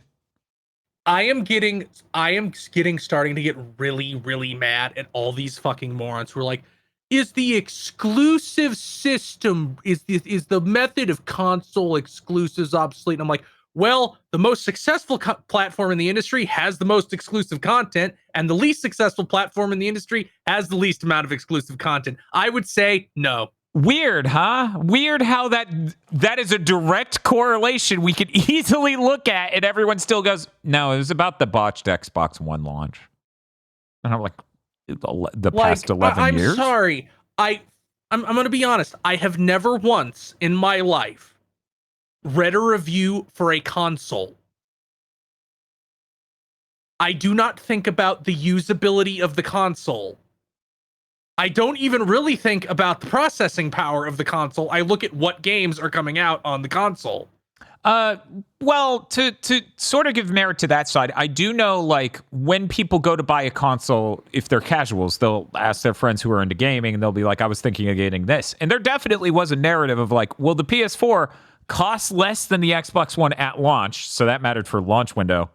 Yeah, and was literally better at running games. It's like the three things that sell the three things that move boxes are your content, where the person's friends are, and your price point. Mm-hmm. That's true. Microsoft has completely failed at content. Yeah, they've been losing the friend war for the past decade. Mm-hmm. And I guess they have a price advantage, but everybody knows the Series S is a piece of shit now. Like every single game that comes out is like it runs like shit on the Series S. It barely works. I didn't write this into the document, but I did note that this should be brought up on Big Think because I did not know the degree and breadth of this happening, and it's really fascinating. So we're getting these Microsoft exclusives over on PS5, these first-party games. Did you know, because I didn't know until I watched the Digital Foundry video, for whatever reason, the games actually flat out look better on PS5. Like, they don't have an explanation why. They don't understand. They theorize it might have something to do with the SDK. It's not running at high resolution. The shadows just look flat out much better. All of them. In Hi-Fi Rush, Sea of Thieves. For some reason, the shadows are just getting processed at a higher fidelity. So my going theory, and they don't float this in the Digital Foundry video about this, is that they would have to make that port now. So it is a newer version of Unreal Engine that's processing it better, right? Like it could do a different chain of processing for the shadow maps. Mm-hmm. But for some reason, so like we're just ending up in a situation where a lot of these games are running better on PS5, weird enough, and then the shadows all look better. That's a really, like, I don't feel it's as strong as they do in the video, but it is certainly a really weird look when you launch this console by being like, it's the most performant console. And then you port your games to your opponent and it runs better. And then you release a major exclusive that is supposed to look nice, and it's about having one-on-one fights, and it can't get above 1080-30.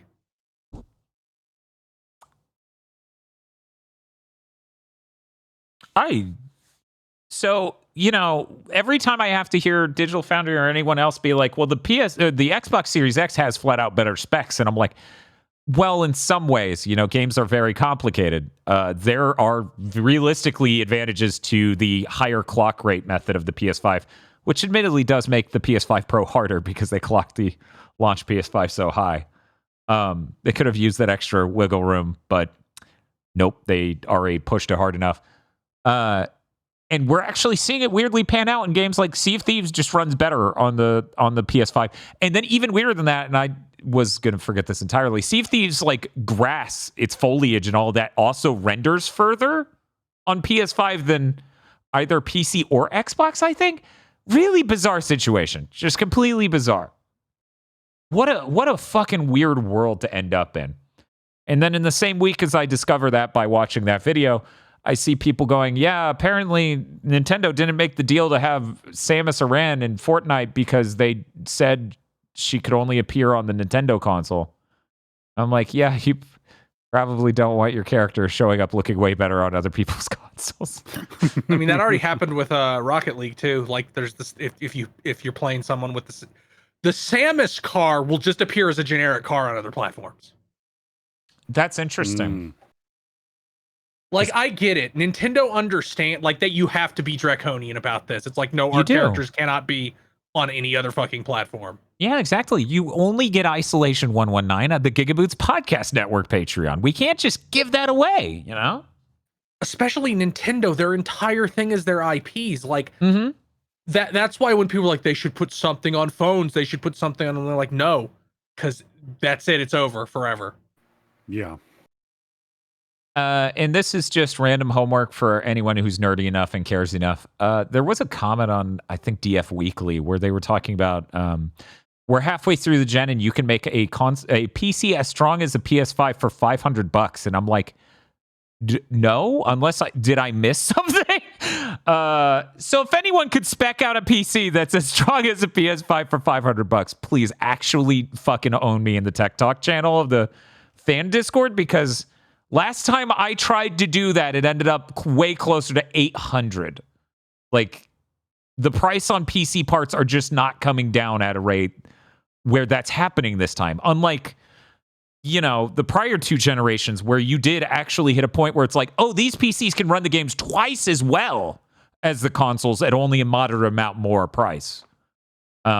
This time it feels like we're just really gridlocked where PC isn't getting cheaper. Console isn't getting cheaper because the devil.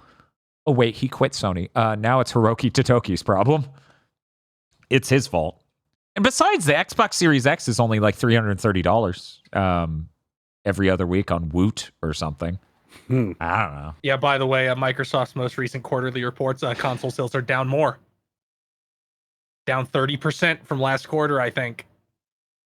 Once again, I did not expect it to feel like a light switch moment when the entire industry went, whoa, that brand is dead.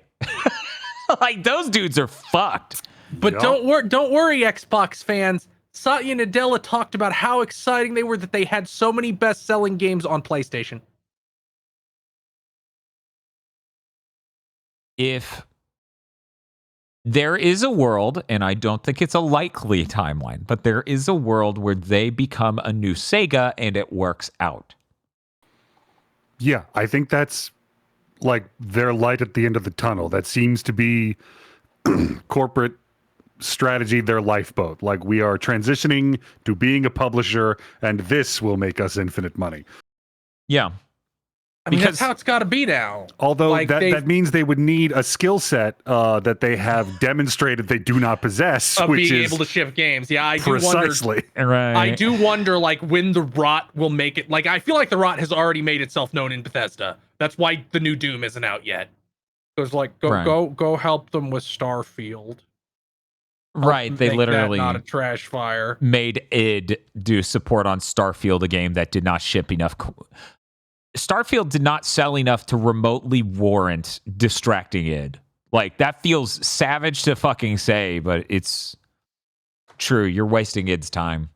Yeah, Microsoft only tells you how many players things have now instead of sales, because nobody buys games on Xbox. But yeah, I do wonder, like, when will the Rot show at Activision?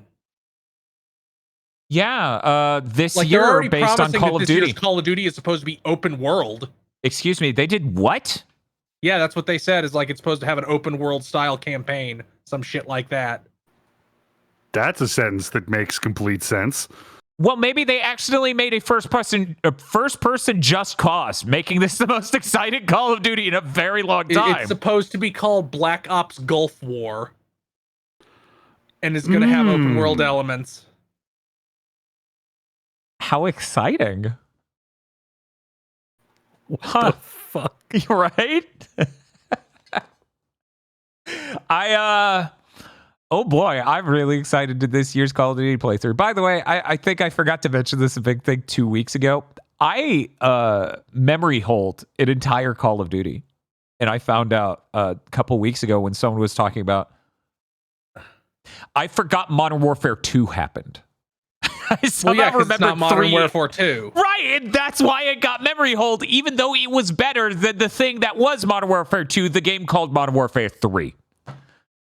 What a fucking bizarre situation. Anyways, let's hop on over to Chris's news. Do you want to tackle that Microsoft and their relationship with Bethesda thing now, since it's relevant? Microsoft silently shuttered Bethesda France at some point in the last month. Reports were of it being a sudden, quote, American style, end quote, closure, where it's just like, you're gone, bye. Office is shut down. People were like, yeah, I went there and the offices were just closed. I've run into people who don't understand the concept of America has a real disrespect for the sanctity of life. They don't understand where that's coming from. And the fact they call this style of closure over there America style. I'm surprised that like Chris said, if you go there and it's just closed and that's how you find out you're fired. That happens in America all the time. It happened in France. I'm surprised the building didn't burn down. Which I believe you should legally be able to do if you find out you lost your job because you actually went to work that day and the doors were locked. Right. A pointless commute should count as self-defense. Holy God. What a different world that would be. Man. That sucks. That sucks really bad. Yeah. What's the justification other than Microsoft probably has a French headquarters? So Probably that, yeah. It's like they don't need all these redundant people. I'm sure Microsoft's French headquarters is only the best. And they're so gaming oriented and so savvy. Well, Dan. Xbox is completely dead in mainland Europe, so they don't need anybody there anymore. I'm gone. I'm disappearing. Goodbye. Remove me from the video, NVIDIA background remover tool. Damn you, I'm still here. If only I had my jacket. Let's move on. Okay, Embracer's dead. It's dead. They're dead. They're gone. It's over. They've been split into 3 companies. Asmodee Group, Middle-earth Enterprises and Friends, and Coffee Stain and Friends. Middle-earth Enterprise, the latter 2 are just the names of other studios they already had, and Friends added. Asmodee seems to be entirely tabletop shit, so not really relevant to this podcast. Middle-earth Enterprises includes Crystal Dynamics, Dam Buster, and Eidos Montreal, and IPs like Dead Island, Tomb Raider. I assume Deus Ex because Eidos Montreal is there. Limited Run and Dark Horse are both under this one. Okay. And Coffee Stain and Friends, which includes Coffee Stain, a Goat Simulator, and the publisher of Deep Rock Galactic, Ghost Ship, the actual developer of Deep Rock Galactic, and THQ Nordic. IPs are the game I already mentioned, and like their mobile and free-to-play stuff is under this one. So ownership didn't change of these. They just separated the soul of Embracer into 3 still massive, but much more moderately sized companies that are, in one specific case, a specific thing they're doing. And in the other 2, arguably that. Because the tabletop shit, that makes sense. Make that its own thing. These are going to be separately listed companies, so I don't believe they're even like owned by an overarching subsidiary, like owner. Like Embracer's gone. Like they split these 3 companies into 3 smaller companies. I'm sure there's probably like stakes owned by some of the investors and executives in all 3, but these are unrelated companies to each other like now. Like one can't drag down the other. Right, yeah, no. They're business-wise separate, but I think the people who own them literally is the same split. But, you know, I didn't look into this too much. That was just what I was reading. Man, it feels so bizarre to... It feels bizarre to me to be like Middle-earth Enterprises. That includes limited run games. I 100% forgot Embracer bought Dark Horse at one point. Yeah, they bought a lot of shit. It's hard to keep track of it all. I do wonder, which of these is going to be the first one to die? I bet it's Middle-earth Enterprises. You think? Yeah, they have they have Eidos Montreal and Crystal Dynamics up there, and they're currently both in the slave mines for Microsoft, and frankly, don't turn out games that sell a lot anyway. Are those contracts still going? I thought there was maybe some petering out on one of those projects. I can't remember which one. I did not hear that, but as far as we know, they're still making Perfect Dark and Fable. Christ. Chat. I wonder if we'll get release windows for either of those games this year. I don't need them to ship Perfect Dark because I feel like that's almost impossible anytime soon. But I do need them to get Fable out so I can stop hurting. Why? So you can look at what they made and hurt more? I can move past it. I guess that's true. I guess you need closure of being like, oh, you made some really fucking... You made like the weird 15-hour-long Shrek set piece game. Fable is going to be the writing that Chris deeply abhors in TV style writing. Cranked to 11. It's probably going to be that. Infused with Britishness, and it's going to be the worst idea of Final Fantasy VII remake. So it's going to be hyper linear set pieces stringing together. I think it's going to be God of War. I've still got even money on a rail shooter. They did that though. That happened with the Kinect. I will actually be like genuinely appalled. Like it is actually still below my expectations of Microsoft to ship something with writing as bad as Mass Effect Andromeda or Saints Row: The Saints Row. Like that's so far down. But Dan's right. If any game can reach that depth, it is Fable. Yeah, it's possible. As he said, with it being in the shadow of Shrek, they might go for, haha, we're going to point out these fantasy tropes are a little ridiculous. Surely we are the first people who have thought of this. Yeah. You have other jokes, right? Right? No, actually none. I was like, well, what's the worst joke they could shove in there? Oh, one that references online toxic elements of community. Yeah, that's going to stand out like a sore fucking thumb in that fucking context. I think there was some game like very recently that had some of that shit in it. No, it was fucking Velma season 2. Wonder why.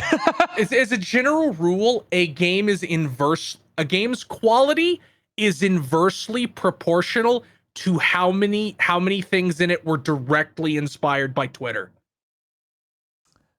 Woof. I feel like that's a pretty good law of reality.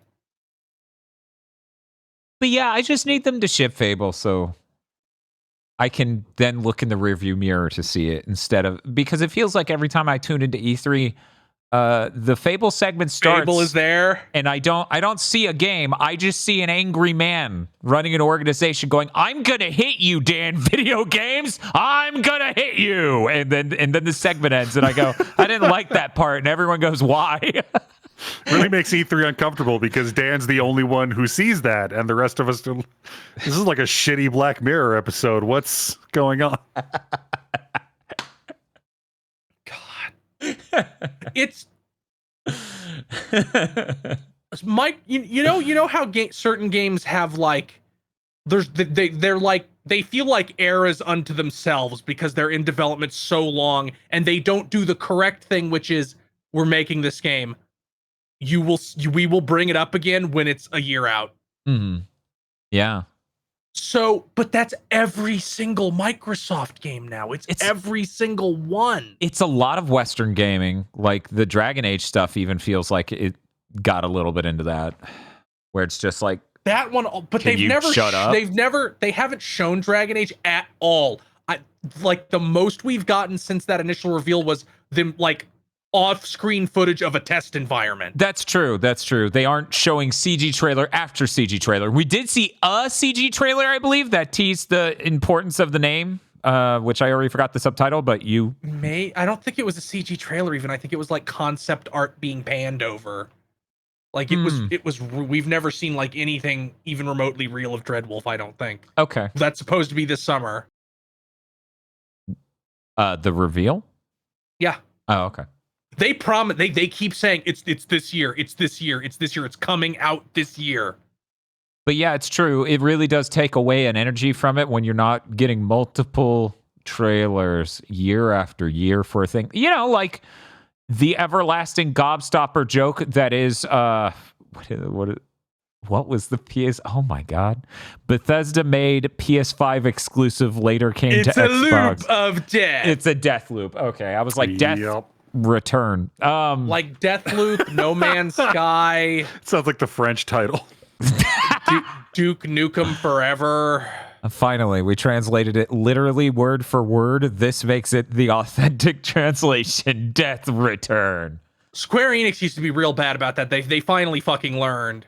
Yeah. Like they figured out, oh, we can't do this Kingdom Hearts 3 versus 13 shit where we just keep talking about it and then it never seems to advance. And that's the thing. Like, I know a lot of Kingdom Hearts fans are really bugging out that they haven't talked about 4 in a while, and I'm like, honestly, that's a good thing. I don't want Kingdom Hearts 4 to become 3's marketing thing that lasts like a really long time. The next time you see Kingdom Hearts 4, it will be on the horizon. Don't you want that's better. Right, because 7 Rebirth had a similar relationship. Did we even get a whole year of promotion for that?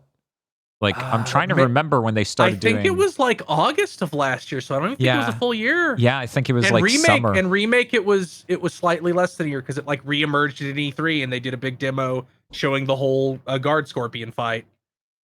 Yeah, so my hope is that that's how that goes, you know?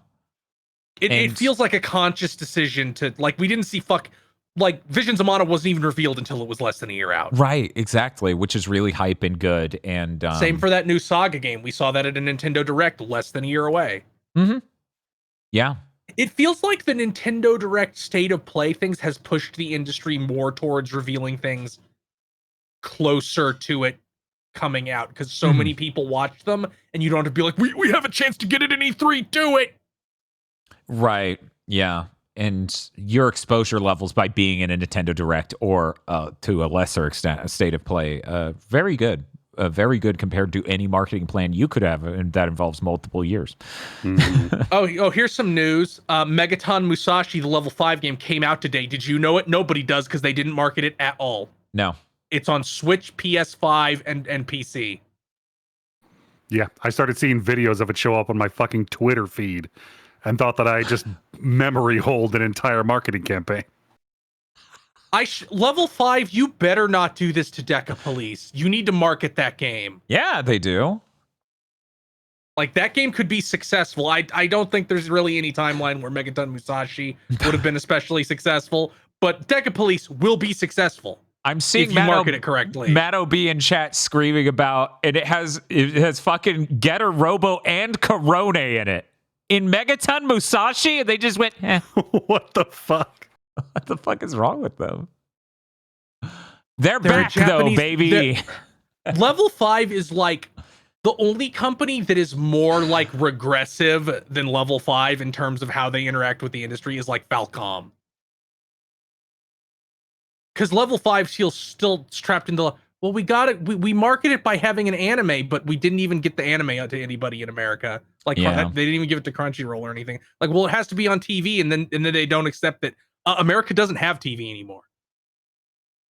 The sentence in chat: Level 5 used to make Dragon Quest games. What happened? Sure is what I've been tumbling around in my brain for something like 19 years. Well, they made a billion. They made like 4 different versions of Pokemon that were all roughly as successful in Japan as Pokemon was. Like they made Inazuma 11, they made Dan Ball Senki, they made Yokai Watch, and then I think there was even one more. I was thinking, and all those were enormous in Japan. In Japan, yeah. Apparently, Crunchyroll is streaming the Megaton Musashi anime today.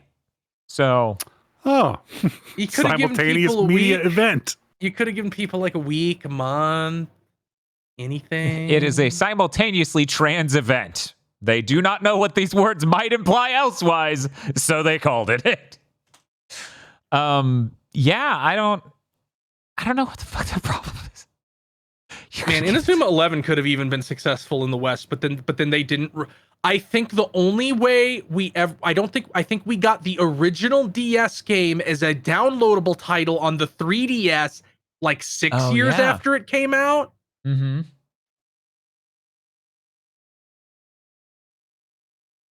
But yeah. That's something. Came out of nowhere, yeah.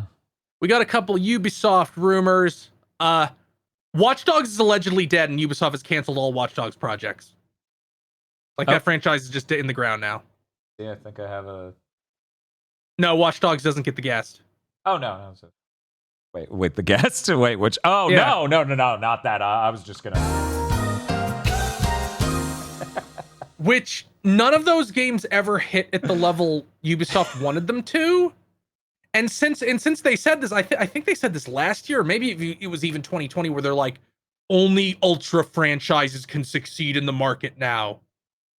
So I guess they don't consider Watch Dogs big enough to succeed in the market now, so it must die. I just, with all due respect, you're really going to tell me that you, in the modern cutting-edge climate for younger gamers and slightly older gamers, don't see Watch Dogs remotely having the potential, the possibility for landing a game as 2 different Prince of Persia projects in like 6 months? You don't? I guess not, because those Prince of Persia projects obviously cost a lot less than Watch Dogs Legion did. Absolutely, obviously, and that's the problem that they should maybe rectify. I honestly think they maybe should have tried. I talk about how this didn't make any sense for Assassin's Creed, but maybe we should do it for Watch Dogs. Maybe they should have made a Watch Dogs game with a really tight narrative that wasn't a loose open world, another Far Cry-like sort of experience. Because the problem with that franchise is that there are no strong characters to remotely give a shit about in Watch Dogs.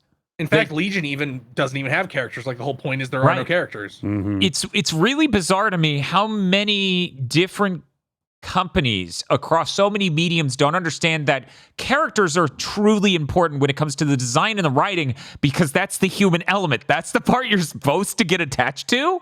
When you put humanity in things that aren't even people, that's when you start to deeply care. So the notion that you went, people didn't really pop off for Watch Dogs 2. We should make 3 have even less of actual characters is fucking nutty.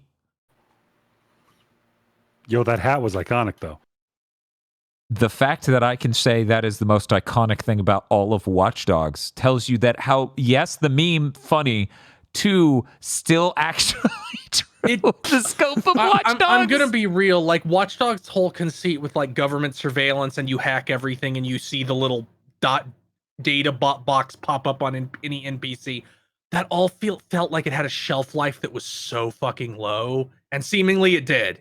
Seemingly that was an accurate assessment. I feel like while that's true of the first one and how it executed it, there could have been a version of the second game with clever writing and ideas that could have actually really made it work there too. And instead, what they did is trying to go into, here's our cool Zoomer hacker culture clique that this game is hinged on. Don't you find this cool and a great atmosphere? This person's face is emojis. And I think that's really bizarre. I feel like there's a different direction they could have taken it instead of making it broader and broader and more like watered down, and made it focus on a character and an idea of how they interact with that. Yeah, a big part of it does just seem that Ubisoft isn't interested in making any game that isn't the Ubisoft formula.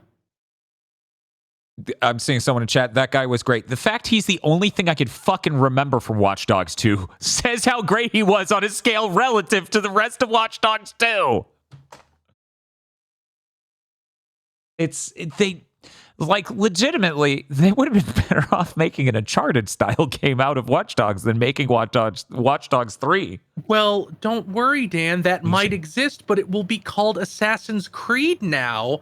Because the other thing is we got Assassin's Creed Hex details. Yeah, okay, great. I'm glad Assassin's Creed is back and doing its old thing that everyone said they loved and they understood.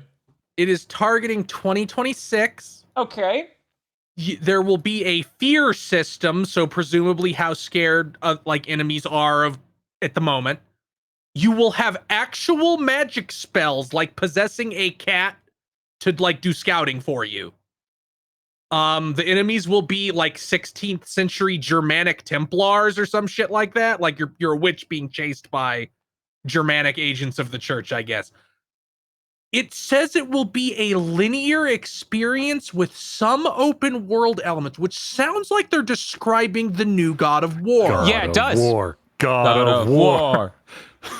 And when I look at these details and then look at the thing a year ago or maybe more, I honestly don't remember when it was, when the fucking CEO was like, only mega franchises can survive in today's market. This was something else. You can't have gotten here from what this is sounding like from the space of what Assassin's Creed was, so I have to agree. That's my perception.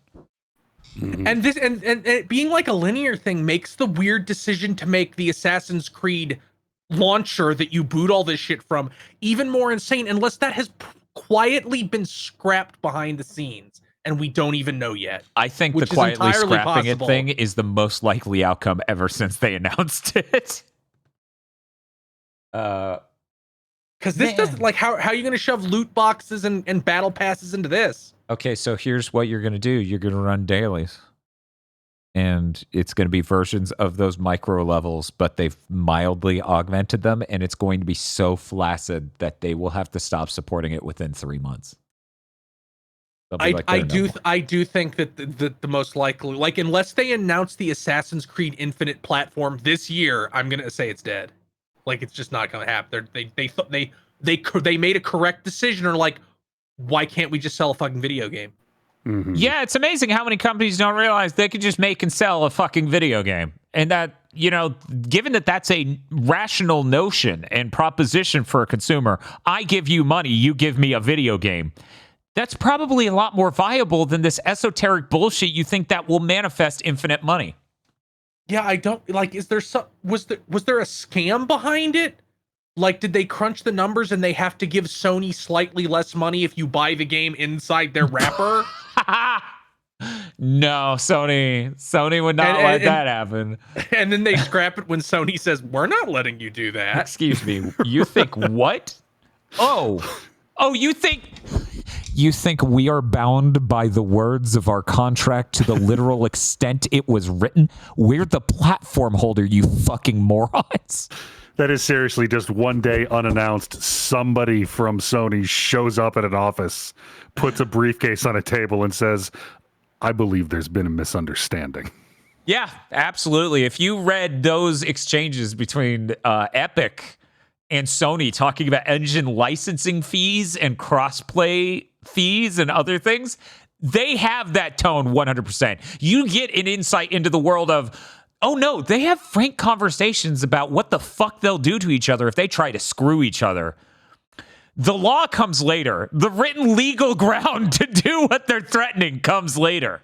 I really hope so bad that we get internal correspondence between Unity and these other companies that are just basically sending Unity pictures of low tier God. Yeah. Yeah, when their own employees do something like that, you have to entertain that the external indie devs, or some of them definitely are. Not even indie devs, big companies use Unity. Capcom's like, they did what? Okay, cancel all those projects. Cancel Mega Man 12. Oh, why'd you have to do it? Why'd you... Chris, what are you talking about? They can't greenlight a Mega Man game because the guy who made the Mega Man games left, and then everyone had this moment where instead of making one for years, they went, yikes. And then finally one guy made a Mega Man game, and then he too left. I was thinking about that the other day. I was thinking about that maybe too much. We saw a new piece of Mega Man art. That was how we found out about 11 initially. So maybe something's coming. Much like being a Mana fan, I will err on the side of being upset. Light of death? Yeah, okay. So Atari, that is fake Atari, is bringing back the Infogrames label because I guess everybody has nostalgia for something. Everyone, our Armadillo fans worldwide, get hyped for Infogram coming back. Good luck on saying it correctly, though, because it wasn't until an E3 at some point where someone said Infogram that I went, excuse me? Shit, apparently for a bit there, I called them Info Games. Didn't notice the R at first. Yeah, I just looked it up to make sure that wasn't a typo. Apparently, they intend to use this to bring back iconic gaming brands from the 80s to 2000s. Iconic gaming brands that are not owned by Atari, but instead Infogram. A little questionable. Yeah, I don't know. We're bringing back the Infogram label. You guys remember that, right? It's like watching somebody try to run a con that directly involves a soda counter. Like, I mean, you could try it, but I don't think your target audience is around, my guy. But they haven't ruined Night Dive yet, so I'm going to give them a little bit of benefit of the doubt. Hey, hello. No, I don't remember Infogram fondly because I'm American. I don't know how to tell you this. I did not grow up in Europe. I don't give a shit about the armadillo.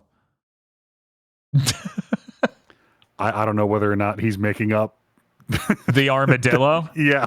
Yeah, that's their logo. This would be a really good bit. I just lie about their corporate logo. Is that I'm like, is that a console? The armadillo? They only sold it in Europe. Yeah, it's Europe's N-Gage. Because of course they would have to have their own microcomputer N-Gage. Like we version. had the Commodore. Uh-huh. Yeah, we had the N-Gage and they had the armadillo and everyone loved it and it was great. They swear. Oh, we have breaking news. BlizzCon is canceled. What did it say? Damn it. Microsoft sure knocking out of the park in their first year of ownership of Activision Blizzard. They just launched Diablo 4 and they have a Diablo 4 expansion and a fucking WoW expansion this year. You're not doing BlizzCon? That sounds scary. That sounds like somebody's fucking up. I wonder if this would devalue the company in some way or another when it comes to their image. No, it's going to be fine. Okay, Microsoft. Man, I wonder if the people who made sure all that happened every year got fired. Yep. Oh, yeah, that's also a possibility. It's like, well, we didn't consider who we were firing, and now we don't have people who can make BlizzCon happen. Yeah, like there was definitely a meeting where somebody had to explain that to an executive. Like, you fired those people. And I swear to God, immediately following that was a conversation where they had to explain to him, no, we cannot still sell tickets to BlizzCon and then not do BlizzCon. Corporate acquisitions and mergers are so cool. They always God, work out great for everyone. If Microsoft's strategy is we don't need any marketing events that aren't thoroughly Xbox branded, I'm like, you're devaluing the shit you bought. Xbox won't exist in 3 years. Yeah, Welcome to the family. As much as it's like Blizzard is a pretty damaged brand, it is clear that Xbox is a more damaged brand. What the fuck are you doing? Did you see how they specified, like, don't worry, we're not going to fix Blizzard. They said, we intend to let Blizzard be Blizzard. That was like official Sarah Bond shit from the past week, I think. Asterisk, apparently. Because BlizzCon's canceled. Yeah, except for that, I guess. I guess they just meant all the unpleasantness. All that's still allowed. Oh, man, remember when people were insisting that Microsoft would fix Blizzard? Yeah, I remember that. That was a really good, what was that, a year and a half straight of journalism? I genuinely hate everyone who covered any part of this acquisition in a positive light, and I hate the fact that they cannot look at any of these acquisitions and any of Microsoft's handling of anything over the last 11 years and blame that instead of the launch of the Xbox One. Don't worry, they'll realize that it was Phil Spencer when Xbox is dead and buried, like in the coffin. You tell me that last year, I would have believed you. Now, their pattern recognition is so bad, I'm skeptical. Well, they have to deny it's Phil Spencer until it's already totally over. No, they literally would have to have someone come in and save everything completely and then explain that they saved everything completely for them to realize Phil Spencer fucked up. Because they like Phil. They'll never not like Phil. Phil's a charismatic guy. Not so much anymore now that he's mostly just sulking.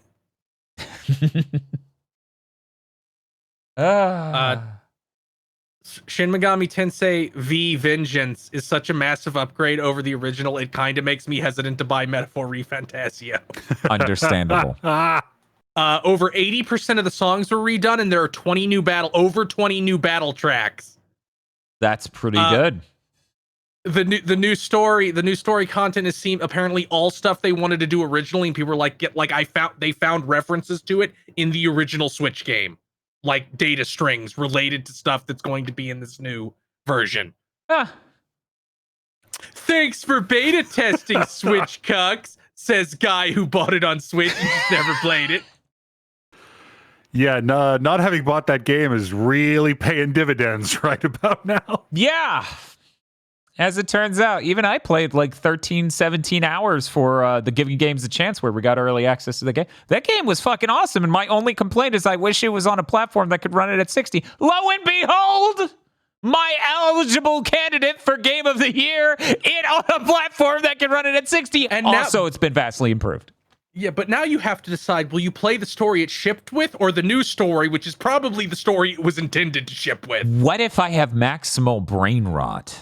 And I do both. I hope you have 400 hours. I might. Who knows? I could get through this backlog of 300 hours of RPGs I've already built up over 4 months. That's cool, Dan. Just Sakurai that shit. Put 2 controllers on the desk. Put Hell 2 monitors up. Ooh. Just play 'em. It's an RPG. You can do it. No, this is really good. It's like we could do a flop swap where it's me playing both story modes and Shaq gets to choose which one I'm on. And it's the longest Let's Play you've ever goddamn seen. It's like one step above the flop swap where you're playing Dragon Quest 12 and the only difference is this is the one with the orchestral music and this is the one with the MIDI soundtrack. This is the one with the orchestral music and the faster battles. This is wait. Actually, is it the original of that? Oh God, I always fucking forget. They both the new version. The S has faster battles. Yes, I know that. Where does orchestral versus MIDI end up? Are they both MIDI? I think it's S. I think S has the orchestral. Okay, so it was weird because I remember that I'm pretty sure that original 11 has MIDI music because the guy whose name I forget, the war crime denier. When they released Dragon Quest VIII in the States and just gave the orchestral soundtrack, he was pissed. Because the reason that he always fought against it because he wanted to sell that shit on CD for himself. Right. So really, the dichotomy with Dragon Quest XI is faster battles and orchestral soundtrack versus rounder dog. Because it is really funny to see the graphics difference and the higher resolution. And a higher frame rate. Man, they really should have made a definitive version of that game. Yeah, they should have. They sure fucking should have. They also should have made a definitive edition of Kingdom Hearts that runs solidly and has a higher resolution. Which one? Like all 3. of them? Oh, okay. Yeah, I was going to say the older ones are pretty good, but yeah, it would have been nice if we got like... If they did... Okay, I legit would be excited if they released a PS5 native version of Kingdom Hearts 3, especially since possibly it could have that PSSR ship for the Pro and instant load times, like actually instant load times. God, that would be so good. Fuck, why did I even say that? Couple more new things. River City Girls 2 will be getting Billy and Jimmy Lee from Double Dragon as playable characters in a summer update. Hey, motherfuckers, way forward. Where the mommy and Hasebe playable, please. Where the fuck are they, bro? Come on. I might not buy your game if you don't do that. I will 100% buy your game the second you announce that. Man, didn't the game launch by the time that comes out a year and a half earlier? Yeah, I think so. It was like late 2022. Man, just keeps going. Also, this isn't really news, but Namco Bandai is showing off their new That Time I Got Reincarnated as a Slime game. Uh-huh. And it has the old 2D Tails battle system. Like from Fantasia and Destiny and the really old ones. Yeah. It's very funny to see the trailer where it just has all that shit. Cool. And on to real news. Kazuma Kaneko leaves Atlas after 35 years and joins Colop L. Colopal L. Colop is they're a real company. They own some real game developers, like they own Aiding and they own Mages. They run some mobile games. They also have like a weird blockchain division and do some metaverse stuff, but it mostly seems like it's like you can watch a 360 video in VR. And he said he wants to develop a new IP with them using the latest technologies. Who knows what that means? That's a pretty cursed phrase. That is a pretty cursed phrase, but who knows what it'll be when it comes out? Because none of these blockchain games have been money. Yeah. None have been money. The metaverse in general has not been money. Multiple people are saying he did NFTs last year. Again, I don't doubt that he got a brain disease over this shit because it's new and shiny, and through the language barrier of Japanese, you don't have hundreds of thousands of people of you screaming at you every time you mention it, like you do in America. Right. But I don't even know if it'll come out. Yeah, for anyone who missed it, when it was, I believe Chris said it earlier, Kazuma Kaneko is the character designer, demon designer, art director for Shin Megami Tensei franchise. So, being an artist, there were a number of artists who did not understand like the NFT thing and what the proposition meant technologically and ecologically to some extent. Yeah, they were just like, oh, this is a new thing where I can like sell my art. Right. In a different way. That was it. That was the full level of processing it. So, oh yeah, he also designed the devil triggers for Devil May Cry 3, which cool as shit. Great designs. But yeah, so who knows? But I'm sure they'll probably want to ship something. Hopefully it's not a blockchain NFT mobile game. Yeah, because not like what a waste that would be. Again, have you heard of any blockchain game? Unless you watched a YouTube video from a YouTuber where the conceit was nobody knows what these are. Here are 10, which I've seen a couple of those videos pop up in the recommended feed. You don't, because nobody does, because nobody plays any of them. I feel like the only way you ever find out about those is when you're following the career of someone who got out of normal game development. That's the only time you ever learn about that. Has Hajime Tabata been attached to one of these fucking things yet? That feels so likely. I swear to God he was supposed to be. I don't know if it came out. I don't know. Like we've discussed a bunch on this podcast, and I'm so close to remembering one of them. Right? Hajime Tabata did say last month, devs need to get on generative AI, Web3 in the metaverse right now. You got to be doing that stuff before anybody else does. Go, go, go. And I'm like, you're never going to be up on a project anybody looks at ever again. It's over. I get the perspective because he went through the 7th gen era of like Japanese game development where it felt like the tools weren't good enough and etc. And he shipped Final Fantasy 15. So I understand the perspective. It just happens in this case he's completely fucking wrong.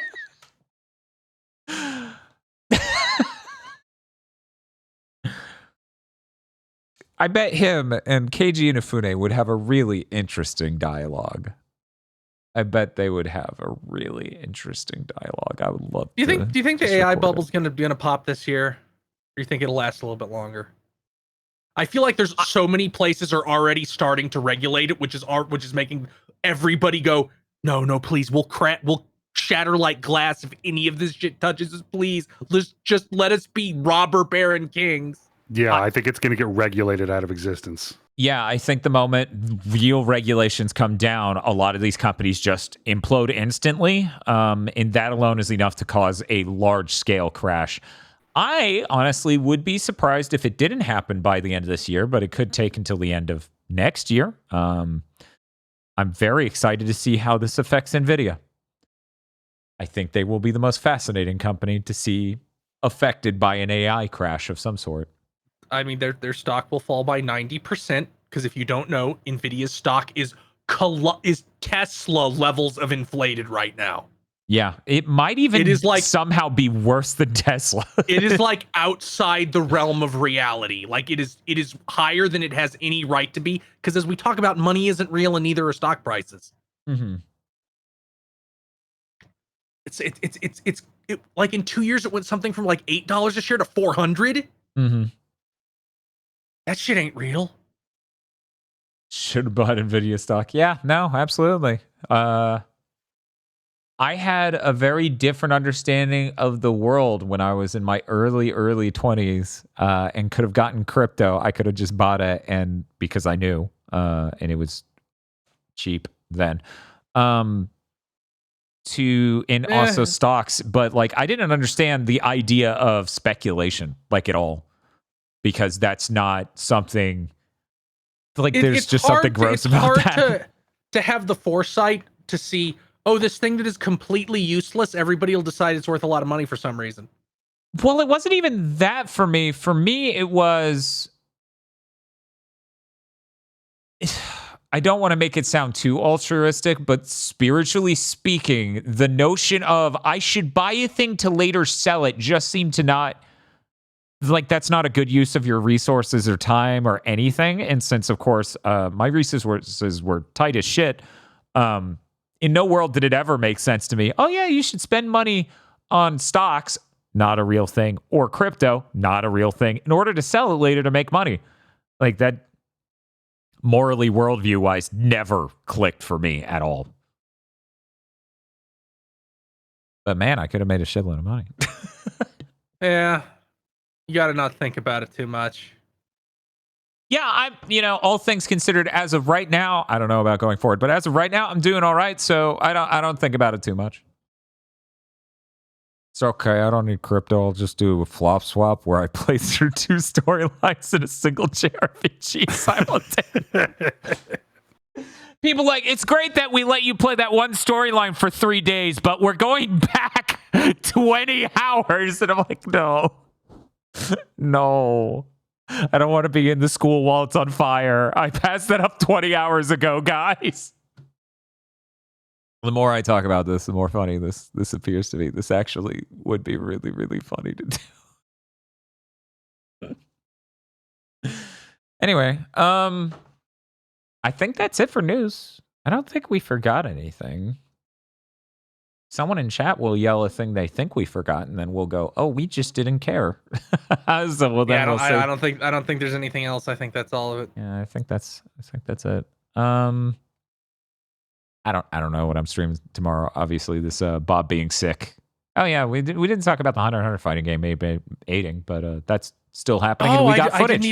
I didn't even see that they got footage. I'm glad it's not it's not a horrible. arena thing. It's a real video game. That makes me happy. 2D style fighter. That because I have not watched. Hunter x Hunter. That was my first exposure to Hunter x Hunter. In a sense, I'm like, oh, these moves look interesting. Maybe I should watch this anime. Should I watch this anime? I hope they include the character who, if he punches you, he makes you take out a high interest loan, and then when the interest compounds too much, you basically die instantly. Okay, so there's a character who he punches you, and he's like, I gave you half my energy, and every time I hit you, I'm going to give you more of my energy. You can't hurt me at all until you hit me enough to give me back all of my energy. Now every 10 minutes, you're going to take interest on my energy. Like the loan I gave you will accrue interest. And when the interest is greater than your total energy points, you lose your ability to use any of your powers for a month. So you would say maybe Hunter x Hunter is pretty cracked out and fun in a way that puts it a little bit above Boruto. I'm just trying to find a scale of recent things you've recapped. And imagine if because it's the Yu guy, it's Togashi. Yeah. So imagine if he was like, I'm going to make the territories way more fucking complicated, and that's the power system of this series. Yeah, that feels like the lesson you would take out of the end of Yu Yu. Be like, oh, I could do this for the next thing. Of course, you have that guy, and then you also have the clown man, whose power is bungee gum, which has the properties of both rubber and gum. It is a substance he makes that is sticky but also stretchy. Aside from that, yeah, I'm not really seeing anything we missed out on completely. Yeah, we totally did not talk about Wild Woody, the Sega CD character showing up in a pornographic kart racer that's on Steam. But that happened weeks ago. That kind of thing isn't interesting since we already got Mort the Chicken in Pizza Tower. We can still have more of this really bizarre thing to have happen. True, but it's not as unique. Yeah, Wild Woody, honestly, is the less interesting part of that. The fact there's a pornographic kart racer is honestly the part that makes me go, really? Like, are you just driving past billboards? Like, how does that work? I assume they're topless like double drivers. dash and you've got like one person on the back turned around, or and they're just like, you have to not get distracted. Yeah. Aside from that, I don't know. Also, anyone who is hoping the 1,000-Year Door remake is 60 frames per second have maybe given up hope finally, as another trailer came out. Bro, it's 30, bro. Okay, that sucks, but it's not a 3D game where you whirl the camera. I can live with that more than in a 3D game where you whirl the camera. I don't know. There's something specifically shitty about seeing 2D gameplay assets move at 30. Yeah, they upgraded the visuals a lot, though. I guess that's why. Yeah, it's unfortunate. Because they showed like all kinds of advanced lighting effects that the GameCube didn't have. Turns out GameCube's a really strong platform. 6th gen consoles really were fucking built different. Makes emulating and shit's hard for some of them. GameCube's actually pretty easy because Dolphin, but the GameCube architecturally wasn't the GameCube like basically almost like it's just like a PC. No, it's really different in a number of ways, but it definitely had the most sane from the developers I've heard from. It had the most balanced specs of all three. But yeah, the PS2 is just a cryptid with its insane fill rate and shit. Saw that blow up again on Twitter.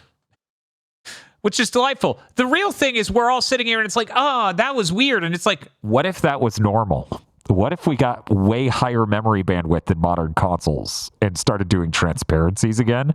Hair and video games sure would look a shitload better. Maybe we should get to doing that, guys. That would really fuck up the PC ports. So you're saying PS6s should come with a physical emotion engine inside? Yeah. I mean, they should. Sony should sell me an emotion engine on a chip, and then I just plug it into my PS5, and then I can play PS2 game. But, shit, I would buy that. Yeah, I'd buy it in a fucking heartbeat. I swear to God, they had a patent for that. So where the fuck is it? Anyway, Chris, what do you have coming up? Nothing. Okay. Understandable. You have to hide yourself to repair yourself. Yeah. I'm shooting for starting Final Fantasy VIII on next Saturday. I am streaming tomorrow. Bob is sick, in case you missed it early in the podcast, so I will be solo streaming probably tomorrow. Is it Like a Dragon? Is it Gamer Gone Ripped on a Friday? Who knows? You'll just have to tune in and find out. Is it gonna be Beat Saber songs so the stream won't exist past Friday? Who knows? Will Dan play Resistance 2 a second time on hard? You don't know. You just don't know unless you show up. You gotta show up. Hey, Aggro, what are you up to? I'm going to wrap up this Don't Nod game and then fall into an endless abyss of RPG. Nice. Don't know what it's going to be yet. You certainly have your fucking choices. Another Ratchet & Clank 2016 playthrough. Hell yeah. Get your bouncer, son. Yeah. Okay, that's going to do it for Big Thing. Bye.